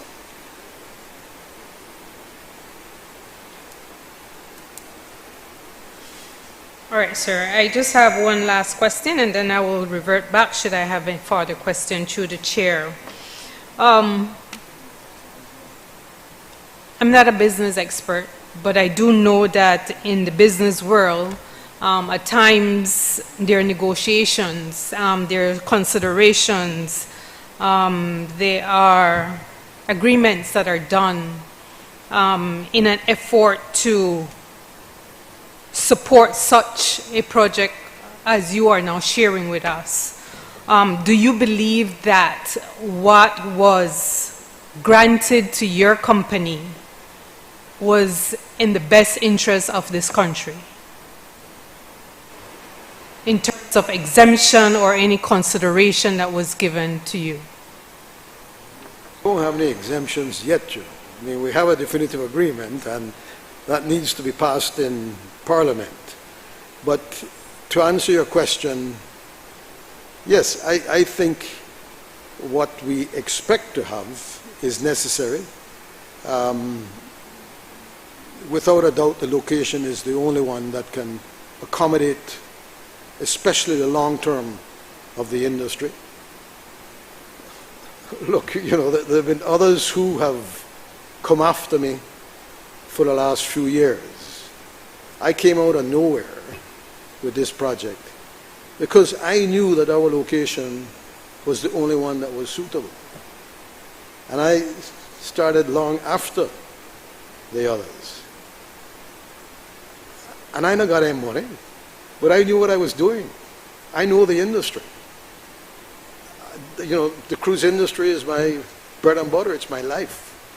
I know not just the ships that are being built, but where they're being built, who's building them, when they're going to be in service. I could tell you where every Carnival ship is going to be tomorrow if you really wanted to know. Or MSC, or Royal Caribbean, or Norwegian, or all the new young brands that are coming out. I know the industry, and I know what they want, and I know that the design of our project has been created with the inputs of the cruise industry, because I don't know it all. I rely on the experts to tell us what to do and to where to do it, and to determine that what we want to do and where we want to do it is acceptable to them. Like I say, if you don't have buy-in from the people who own the ships, you're wasting your time. This is a business that's driven by supply. And you have a few companies in the States where a few individuals make those decisions. You cannot convince anyone to come to Belize because you want them to come to Belize. You have to have they have to have your back, or they have to have yours. Thank you very much, sir. Senator Herrera? Antonio? Oh, you cede to Senator Cal. Senator Cal. Thank you, Chair. Mr. Gegg, can you recollect who was the substantive minister for Fisheries, Forestry, the Environment and Sustainable Development in 2020?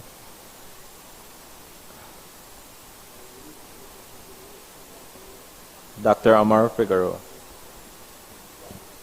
Yes, Dr. Figueroa, yeah. Was he part of any of the meetings you attended? No. No? Did you get in contact with Mr. Figueroa at any time? There were some communications with his office. Anything directly from him? You know, years ago, before he became a minister, I helped Mr. Figueroa launch his Jaguar studies in the Gracie Rock area. And we worked closely with him to carry out those studies. And, you know, I admired what he was doing because he was putting trackers on Jaguars at the time, and I think that was a good thing. And when I launched this project, I went to see him, and I thought that he would be very helpful and cooperative. And he was initially, but only initially.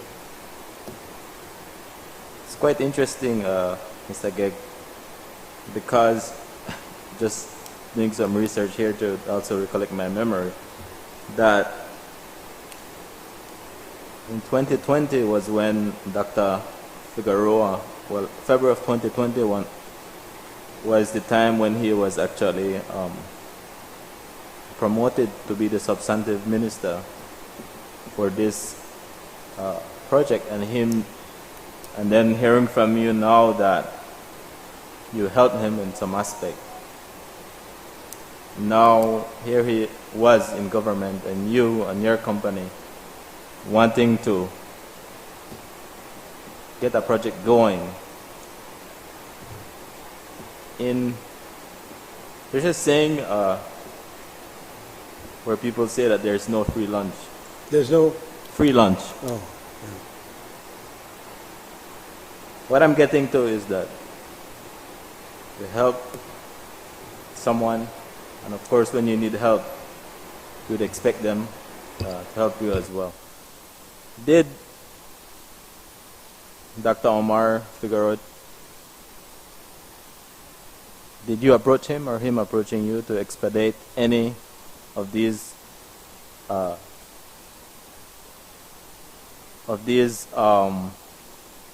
processes that you would need to get that environmental clearance? No, Senator. I dealt directly with people at the Department of the Environment.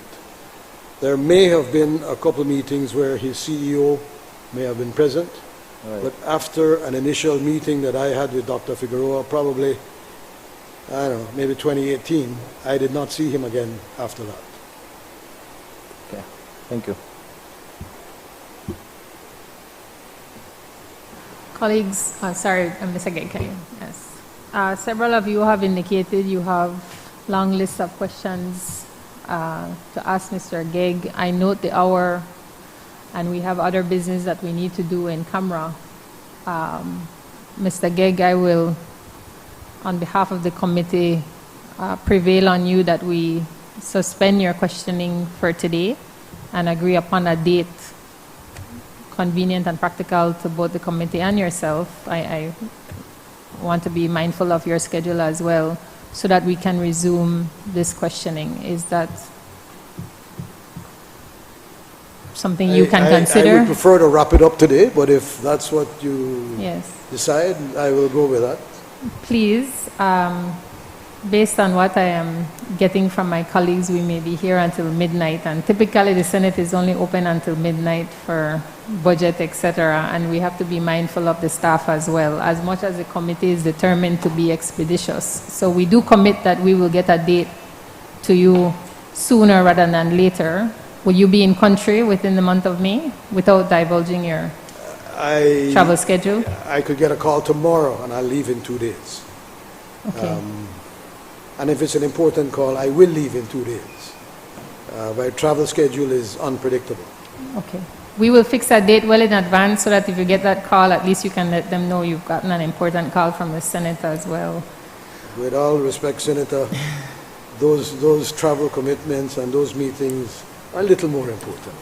We agree to disagree. But we will commit to getting a date to you and your attorney so that we can fix on the next date and resume the questions. And we can commit that we will, if we need to dedicate the full day's agenda to making sure that we exhaust fully all our questions and that you can share whatever else that you would like to share with the committee in response to those questions, be fully ventilated. I just wouldn't want time to be an issue today, and I know we were flexible in suspending until 2:30 given your schedule, so I hope you will return us the favor so that you can have your attorney with you at the next agreed date. I look forward to sharing every bit of information that I have. We have nothing to hide. Thank you for quite happy restating to that. go through the step by step to share with you where we are today. Thank you so much. And before you leave today, speaking of copies, if you could please meet with the clerk and your attorney so that we can make those copies I that will you have to discuss included in your personal statement. I will have to discuss that with Yes. my I'm friend. sure the attorney will advise appropriately. Thank you very much, Mr. Gegg. Safe travels. Thank you, Senator, members, and thank sorry, you, Senators. I hope I've been able to share some valid information with you. I'm happy to come back and share more. This project can be transformational. We need to make it happen. I mean, people need better paying jobs. It needs so much and can do so much. So We look let's forward make to sure we get there. asking the relevant questions at the next meeting. Thank you, Yes. Senators. Can we please suspend here and rejoin in the committee room? Thank you very much. Clerk, can you please?